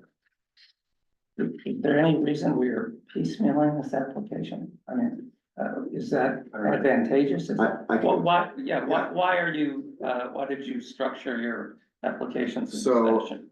Initially, based on feedback, we thought we would be coming here and then going to the planning board for a special permit. And so when we got feedback, post application, we applied only for variances, only for the relief portion of it. And then we had the feedback saying, hey, planning board will give you informal review, but then they kick it back to the zoning board for the use part of it also. We then had to provide another application for the use, which is why we're having 2 separate meetings. We're not trying to, there's no gaming of the. I'm not suggesting, No, I'm no, not it's suggesting just that. about I'm there. just We would trying to love be to- most efficient for you as much Yes. as anybody. And so actually by going to next month, we'd actually kind of bring it back into a holistic view of all the relief requested, not just the dimensional relief through variances, but also the use relief. When we first applied, it was only for variances, thinking the planning board would tackle the next stage, and that's where we are. But yeah, I appreciate the list of homework you guys have given me. Some of the concerns the neighbors have had, that you've had, align with what the feedback got from the planning board. So I expect we'll be submitting a revised site plan with respect to the garage next to building 2 at a minimum. And we'll go to check off the list of data you'd like based on the environmental and historic issues, as well as the alternative analysis. Mr. Ronsley, Mr. Roy, thank you for your time. We appreciate that input. It sounds as though, as I suspect you've heard or are hearing, we'll be back in November, so we'll be continuing then. What's the date? November 12th. November 12th, okay. Do we have a motion to continue the application and append it to the applicant's existing application on November 12th? So moved. And seconded? Second. Bennett seconded, very good. Swanton's motion, Mr. Bennett seconded, calling the roll, Mr. Swanton. Yes. Mr. Chen? Yes. Mr. Bennett? Yeah. Mr. Lyle? Yes. And I vote yes, it's 5 to the affirmative, the ayes have it, motion carries. Thank you so much. Continue, thank you. Have a good night. Thank you. Okay, Yeah. Is it appropriate to document our concerns in the form of an email and send it to people? sure, absolutely. Yeah, if you can do that in addition to an email speaking, you can do it in your one. Just one send it to the planning office so it becomes part of the record. And you can get Caitlin's info if you want to grab it. There you go. Yeah. Caitlin, Mr. Ronsley is looking for an email address. Thanks. All right, let's see. Okay, the applicant, calling the next application, this is the matter of, Sarah, Bankowski and Andrew Fuser, Sarah, please meet me, Development and I'm sorry if I mispronounced it. Did I? Just from your look, That's all right. it's very judgy. No, We were just talking about it beforehand, so. we're talking about the likelihood of me mispronouncing. No, it's not me. I think the whole world's revolving around. Me mispronouncing it, but Sarah and Andrew will correct it. Me, from, Attorney Lisa Mead, Talman and Costa LLC. This is a matter of 2 Garnet Street. The applicant seeks a special permit for nonconformities to remove the existing garage, construct a new attached garage in the same place, but with living space above and build a small sunroom addition and dormer along the back of the house. Thank you. Thank you, Mr. Chair, members of the board. Lisa Mead, Town and Costa 30 Green Street. With me this evening is Eileen Graff, who's the architect on the project, and Sarah Bakanowski and Andrew Hauser are online because they are at home with their brand new baby. Congratulations. So they're not able to be here and hoping to get a little more wiggle room in their house. We're here, as you indicated, for special permit for non-conformities. Sarah and Andrew proposed to remove that existing garage, which is on the left-hand side of the house as you face it on Garnet Street. Construct a new attached garage in the same location with living space above, and then attach a small room, sunroom on the rear of the house. This house is located at the corner of Moulton and Garnet Street in the R2 zoning district. If you go to the next slide. Jamie, do you mind if I step out for a drink of water real quick? No. Please continue, but I'll be listening, promise. How's he gonna do that? I need to. But I know how he's gonna do that, so.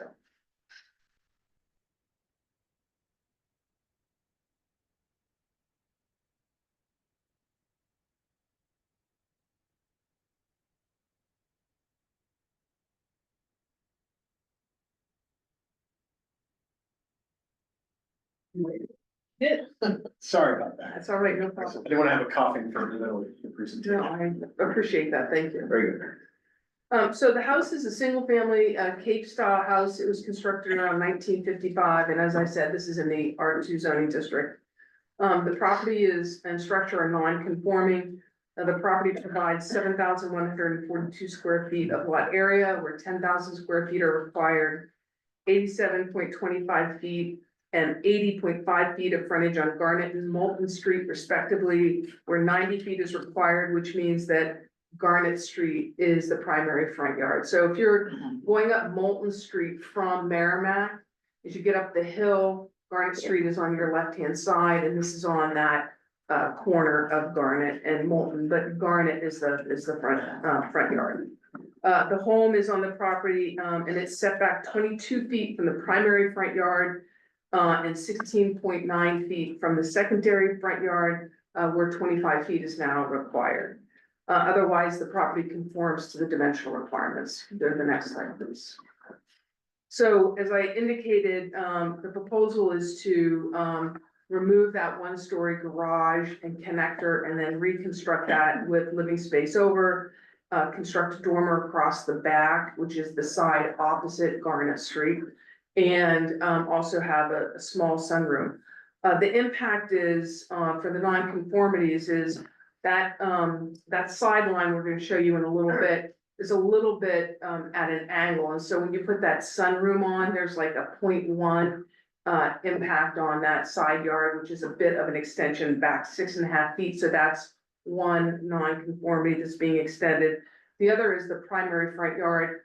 So while the proposed addition is set back from the existing structure, it's still within that 25 foot. So that will be extension both laterally and vertically of that non-conformity. So next slide, please. So here's the site plan. And as you can see what I just described, so Garnet Street is on the top, Moulton Street is on the side, on the left-hand side. And there is currently there's a fence that runs along the Moulton Street side, along the back. And then you can see where the proposed footprint is of the new attached garage, where the existing garage is. And so you can see that front extension to the side. We come within, we meet that side yard setback on the left-hand side on Garnet Street. But we increase that a little bit closer to that side yard, but we're still over 10 feet away, which is the requirement. And then you can see the sunroom addition on the back as well. And then there will be proposed to have a porch back, a deck in the back. And with that, I'm gonna turn it over to Eileen to go over the architectural plans. Next one. Oh, sorry, we want to. Sure. So this is the view from Garnet, the primary, front. And as you can see, the single car garage on the left, and it's connected, by roof. The two buildings, but it is external, exterior space. So that is what's driving, the need here is to connect the two, and then, of course, the space above, which we'll show you in drawing form, adding some living space on the second floor. So the next slide to wrap around, here we are on the corner of Moulton and Garnet. You can see the fence that Lisa was referring to, and that as we wrap around on Moulton.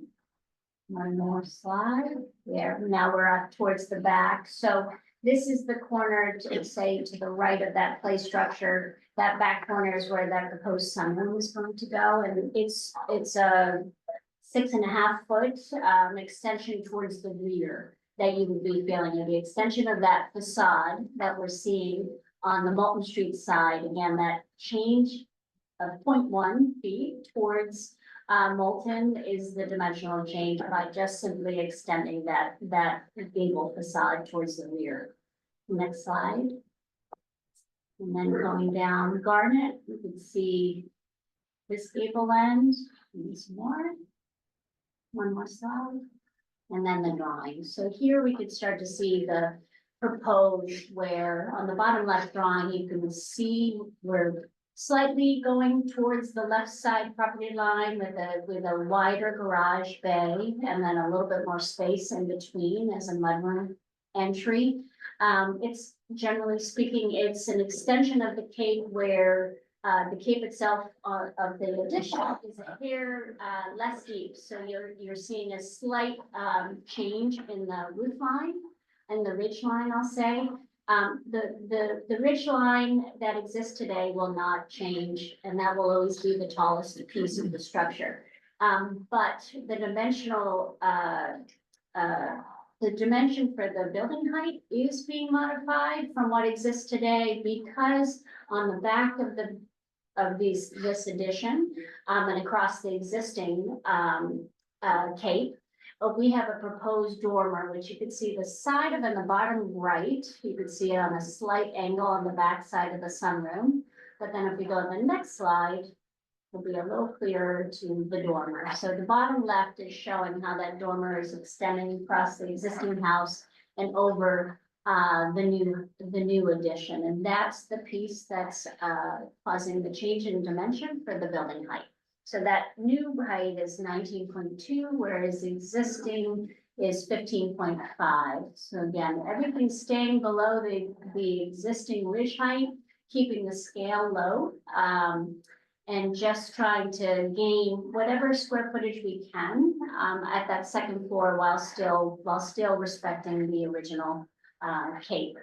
On that bottom left, you can see the sunroom as well.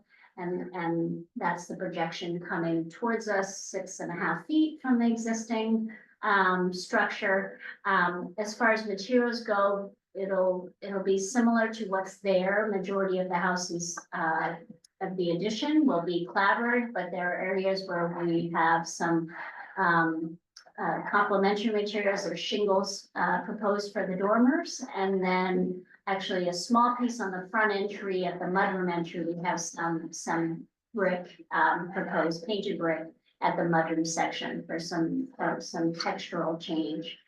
Windows would be similar to what's there, 6/6. There are some occasions like the sunroom where we went more cottage style to allow more light in, and those are 6/1s. Again, as Lisa mentioned, the growing family is needing more space, so the square footage increasing approximately just under 1,000 square feet with this proposal. And with that, I will pass it back to Lisa. Do the next slide, please. So the question for the board, of course, is under section 9, is there any new nonconformity in here? There are no new nonconformities. There is the increase in the existing nonconformities, as I indicated below, on that secondary side yard setback towards the rear, and then the primary front yard setback is the lateral extension towards the abutter on the left. and then an upward extension, over that existing garage. But there are no new nonconformities. The second is whether or not the project will be substantially more detrimental to the neighborhood than the existing non-conforming structure. Here, the existing structure is a small 1.5-story Cape Cod style house on the corner lot. There are many extended capes, which is what we're proposing to do in the area as well. The project proposes to leave the main structure of the house intact, as Eileen described, and the height will stay the same. Well, the ridge line will stay the same, nothing will be higher, but under the city's definition, the height actually will increase a little bit. We've indicated to you where the garage is with the living room over that. And then, of course, you get extended living space on the second floor because of the dormer in the back, and then the sunroom. So the only footprint change is the garage size and the sunroom. Otherwise, the living space is the space that's above those. And that therefore is an efficient use of the area on the lot. As Eileen indicated, the increase in the size is 981 square feet, give or take. So it goes from 1,368 square feet to a proposed 2,349 square feet. Most of that, again, is above the garage and with the new space in and around the garage connection and above it. Next slide, please. I think that it's important also to see how that lines up with the other homes in the neighborhood. So with the 14 most immediate homes in the neighborhood, it's about in the middle. There are half of them are over 2,000 square feet. And I believe that we have a slide that has that table on it. If you could slide down there. There we go. So this house will be 2,349 square feet. And as you can see, there's 1,851. But this was the second smallest house in the neighborhood. And you can see they go everything up to 4,189, but most of them are in the 23 to 2,700 square feet range. So as soon as I show you the photographs, you'll see that many of these are colonials, 2-story colonials, extended capes, expanded capes, and the upward direction. So this is very in keeping with the immediate Moulton Street, Garnet Street neighborhood. So if you could go to the next slide, please. So what we did was take a look at some of the surrounding homes, and right in the middle where you can see that yellow, the yellow square is the proposed structure. And then as I go through these, I'm going to show you that the house immediately to the right is a 2-story colonial. The house immediately across the street is a 2-story colonial. The house immediately behind it is also 2-story. It's not a colonial, but it is also 2-story. And the houses directly across the street on Moulton Street are all pretty significantly sized 2-story homes. So we'll go over those in a minute. So if you go to the next slide, please. So here's the house at 1 Garnet, which is directly across the street. And as you can see, it's a much taller house than what's being proposed here. Probably about the same size across the front. Maybe ours is proposed to be a little bit bigger, but not much. Next slide. And then this is 3 Garnet. So here's one of the expanded capes that exist on this same small street. Next slide, please.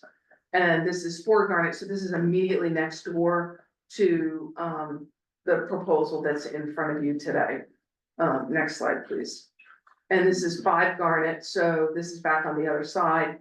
And you can see that I would just call it a cape with a dormer on the top. Next slide, please. And this is 6 Garnet. So this is across the street on the very end. So this is 2 houses down from the proposal. Next slide, please. This is 35 Moulton, which is the house immediately behind the proposed addition on the house we're talking about. Garnet. So as you can see, it's a 2-story colonial with an attached garage with some kind of space over it. I don't know if that's living space or not, but that's immediately behind it. Next slide, please. And then this is 30 to 32 Moulton Street. So this house is across the street at an angle of the proposed structure, of the structure that sits at the corner of Garnet and Moulton Street. Next slide. And this is 26 Moulton, directly across the street on Moulton Street. Next slide, please. And this is 24 Moulton, which is directly across the street on Moulton Street. at the end of Garnet, and next slide, please. And this is 22, which is at the corner of Cushing and Moulton Street. And next slide, please. And this is 8 Cushing, so that is down on the opposite corner of Moulton Street. Next slide, please. And this is 21 Moulton, and so that's on the opposite corner of Cushing as well. That's where we start to get the drop in the elevations. Next slide, please. So with that, as you can see, certainly what we're proposing is not substantially more detrimental to the neighborhood. In fact, it's still a reasonable size compared to the rest of the neighborhood. And given that the ridge height is staying the same, it's certainly in keeping with the houses that are smaller on Garnet Street, notwithstanding the fact that there are a couple of colonials that I saw you that were a full 2 stories, both immediately across the street and directly beside this. So it's certainly not substantially more detrimental to the neighborhood than the existing structure. And the proposed renovations are in keeping with the style of house that is there today.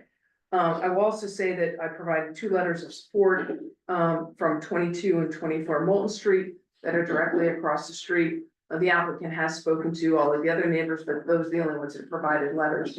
So the folks right behind and right beside have also indicated no opposition, at least that we know of.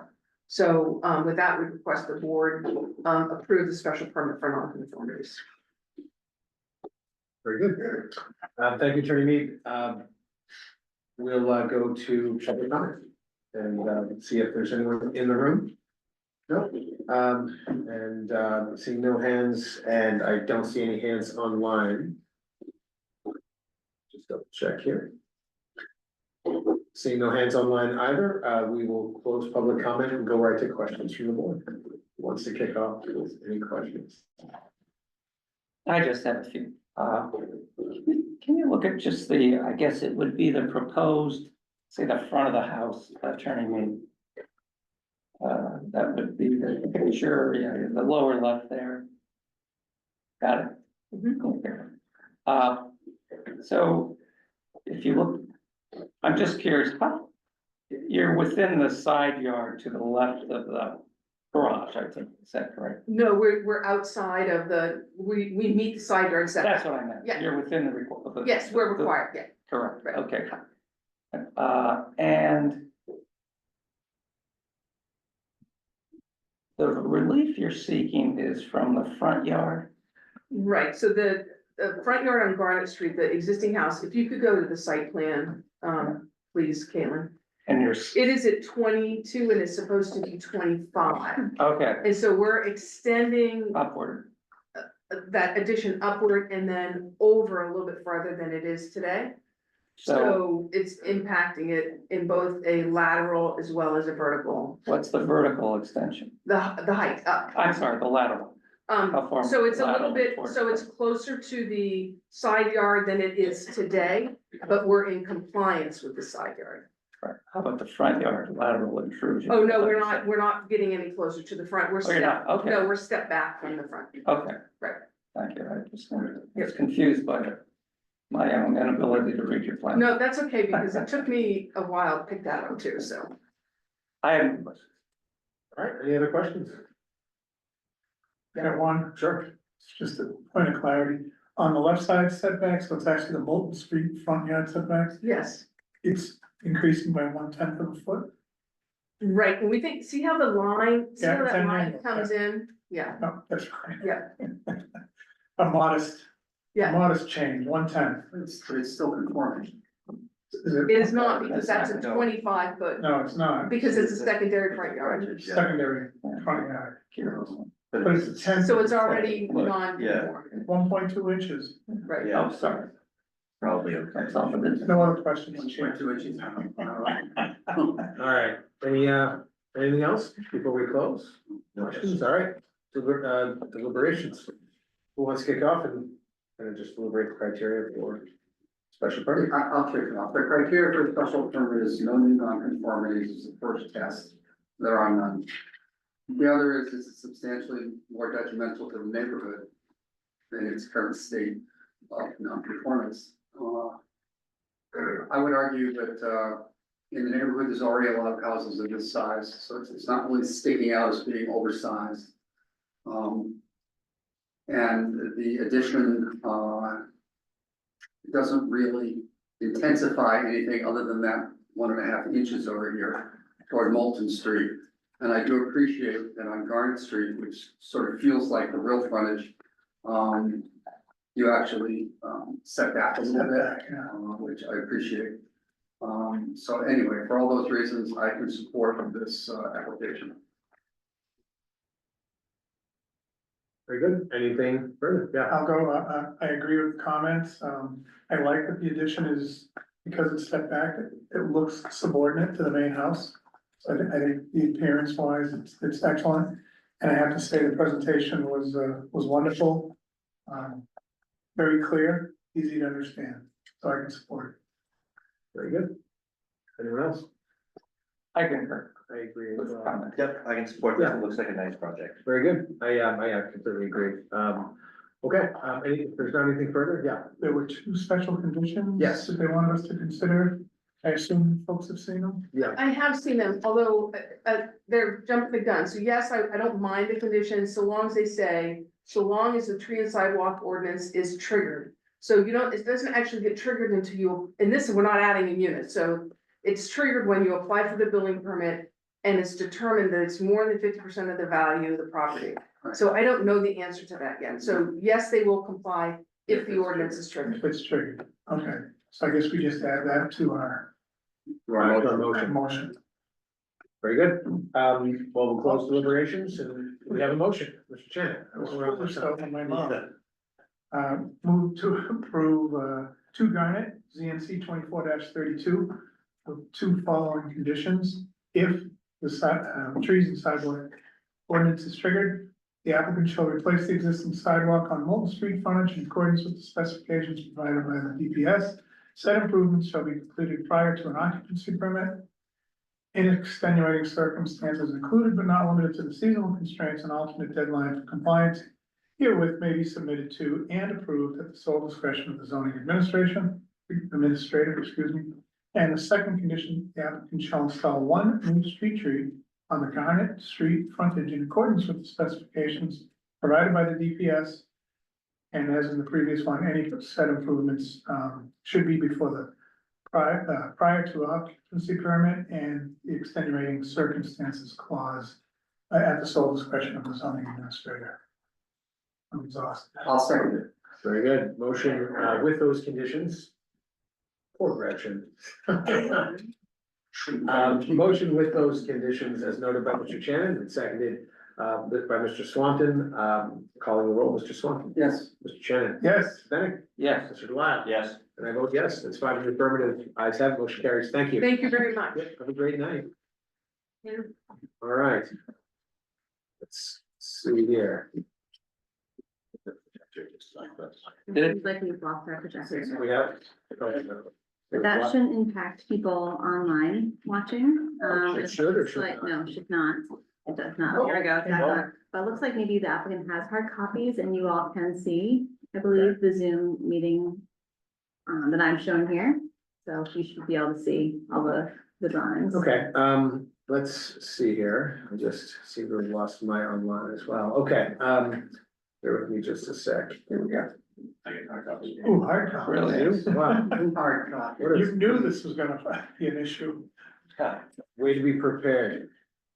Thank you. Thank you. Thanks, Jeff. Okay, let's get this. Thank you for your patience. So calling our last application. This is the application of Anthony Lawther, 6 Hawthorne Road. The applicant seeks a special permit for non-conformities to construct an addition to a single-family home, extending a non-conforming front yard setback and adding less than 500 square feet on that lot as a lot which is non-conforming as to area. Get the lot. You have the floor. Okay, sorry guys, I'm gonna keep this along as simple and everybody else. Maybe I'm paying the only non-attorney here. I have 2, is one quicker than The one's missing the last couple pages. Okay, great. But you can have mine afterwards. All right, no, we're good. Thank you. So just proposing, we're proposing to put an addition on, and I learned a little bit more about zoning. I'm born and raised in Newburyport, but this house was built before Newhall Road. So the house was originally built on Hawthorne. They added Newhall to it afterwards. So I learned that the frontage on Newhall now became a secondary front yard. So I've been a builder for 20-something years, and first time I learned that. So that's why I'm here, because we proposed to put all this together, and we're looking to add roughly a 10 by 50 addition around the corner of the house. So basically, it'll look like, basically from both sides, from Newhall, it'll look the same as it does on Hawthorne right now. Basically, it's just the height of the ridge is staying the same, the siding is staying the same. It's got existing vinyl siding. The purpose for the addition is eventually it'll be a future ADU, because we've got a couple that's moving in with their parents. The mom's got the onset of Alzheimer's and the father's been ill. They actually just took a fall last week up the front stairs and cracked 6 ribs. And cracked 6 and fractured 3 more. So we're trying to get him in a space where it's more comfortable for him. So the proposed addition will also have a secondary bathroom, so it'll be handicapped access for him. And basically living space, we can just be in that one small area where there's a sitting room, bathroom off of it. Because we don't have to move around very much. They're in their 70s, again, don't move very well, and the mom moves very well, but she doesn't, she's losing her mental capacity.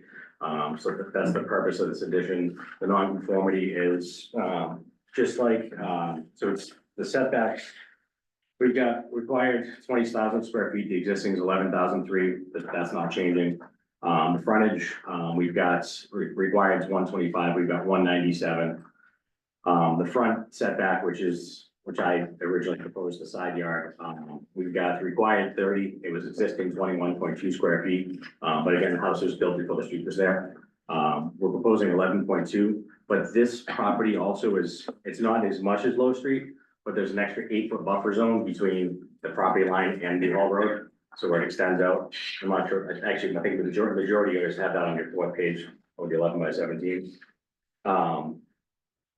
And I think as far as the neighborhood goes, it does fit the neighborhood. The majority of the houses in this neighborhood being off of Turkey Hill Road, there's a lot of raised ranches, 2,000 plus square feet. We're looking at, adding an extra 600 plus square feet to an existing 1,000 square foot residence. It's not gonna be a detriment to the neighborhood, it'll improve property values. I think that's pretty much it. Again, so I'm the only non-attorney sitting up here, so I'm gonna try to keep it simple for you guys. I've been along that. We won't hold that against you. Exactly. God help us all. Come on, let's give you extra credit for that. Perfect. I just try to keep it simple and, For sure, Yeah. props. and, thank you guys for seeing me. Okay. All right, thank you for the presentation. We'll, go to public comment, which should be pretty quick. Yes, please. So I'm the homeowner at 6 Hawthorne Road. So I just wanted to comment that, what Tony said was, my husband and I just moved in to take care of my parents. We're looking to extend the home, make it a little bit more, safe for my parents.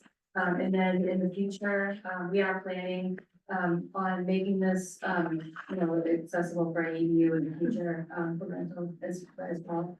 Once my parents are gone, they're 80 years old now. My dad's 82, my mom's 79. Mom does have Alzheimer's, my dad has, some mobility issues. So that's why we want to extend the home out, make it more handicap accessible in the new unit. That's about it, but, And the neighbors have been nice. We've had a bunch of them. I'm doing some of the upgrades, upgrading. yes, Per Newburyport's new guidelines, we're upgrading the heating system and water to the tankless units.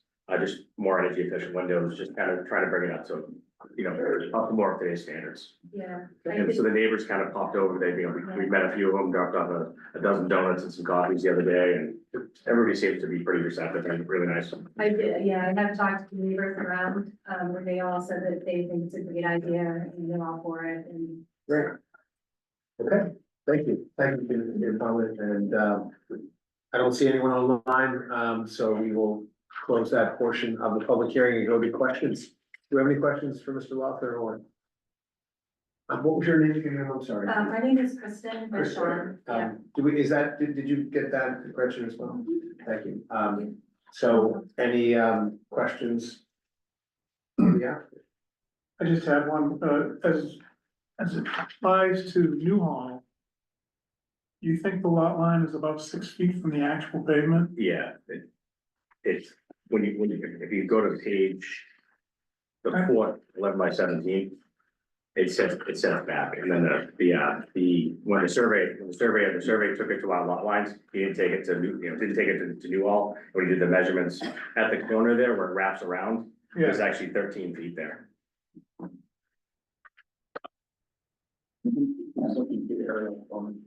yeah. Yeah. Oh, I can see it now. I can see Yeah. The extra 6 feet. Yep, I didn't have that. And then like, if you look at, I don't have a pointer, but this right here is actually this parking right here, so that's about 9 feet right there, just as where the car is.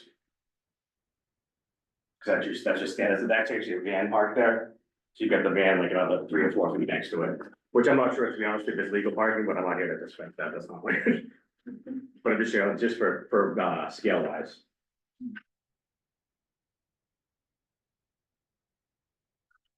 I have no other questions, yeah. okay, any other questions?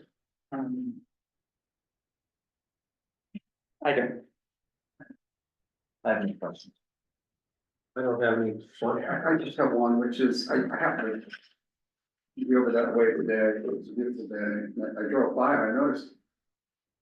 Have you already excavated the, I started the excavation, we said we could proceed with caution, it's just we started the excavation, we're waiting to see what happens with the meeting and then kind of go from there. yeah, okay, so once excavated, gives me a pretty good idea of where the building's gonna be, Yes, that's basically excavated under where the building. correct, Yeah, well, it's pretty visual.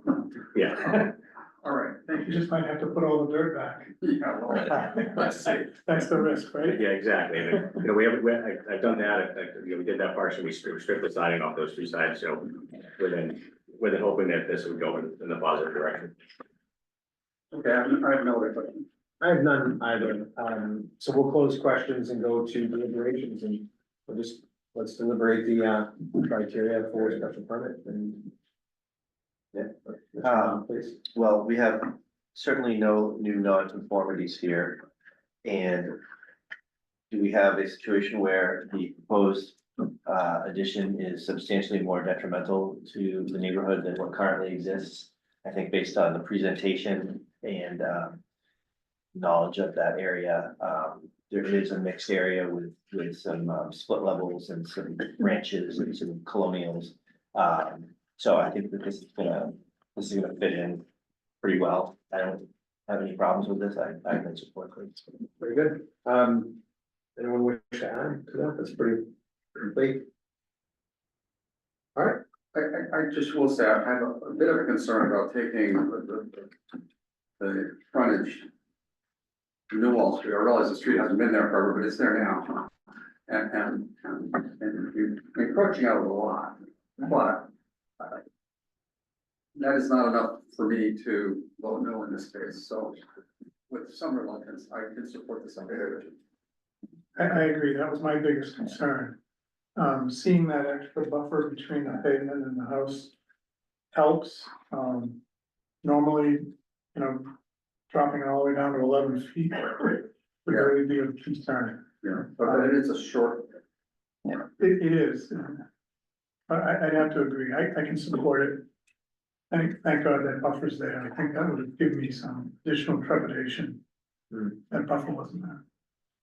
Yeah, I agree with those observations. The buffer might have saved the day, but it's there and it gives the adequate protection to the front yard, so I'm prepared with this. agreed. I agree with that as well. Very good. We'll close deliberations. We have a motion. I'll make a motion to approve the special permit for non-conformities for 6 Hawthorne Road. Great. And, I'll second. Thank you. Motion's made by Mr. Swanton and seconded by Mr. Shannon. Calling the roll, Mr. Swanton. Yes. Mr. Shannon. Yes. Mr. Bennett. Yes. Mr. Gulon. Yes. And I vote yes. 5 in the affirmative. Ayes have it, and the motion carries. Good luck to you. Thank you very much, guys, I appreciate your Good luck time. with your parents. Appreciate it, thank you. All right, that concludes all of our public hearings. We have, A motion to adopt the minutes from the last meeting or any notes or comments or questions? I moved that we adopt them and they were the shortest, I think I remember. When everything fit on one page. Well done. Yeah, well done. It was wonderful. I should get extra credit for fitting it on. You should. Well done. Yes, you could. You shot the font down to an 8-pitch font. It's hard to be brief, man. It is, like. Oh, I think that was Mr. Delisle's, he chaired that meeting. Well done. All right, I get it. Ran with a whip. I get it. Well, way to keep it. We can be quick. I felt like a beaten mule at the end of the night. Benjamin Franklin's credited for saying, if I had more time, I would have written you a shorter letter. Hey, Caitlin told us that. Take it easy, Tony. Good luck, you guys. Bye. All right, do we have no comments, then just, motion to approve? Move to approve. And seconded. Excellent. Thank you. What were we gonna say? Oh, I was gonna say that Caitlin told us that, Andy was gonna join from another meeting. Oh, right. So we hurried up, so. To try to. Andy walked in here, the lights were off. The door was locked. The door was locked, it's a shimmy in the lock. Yeah. I wanted to talk to Fuel them. there. Excellent. All right, motion to adjourn. With So moved. something called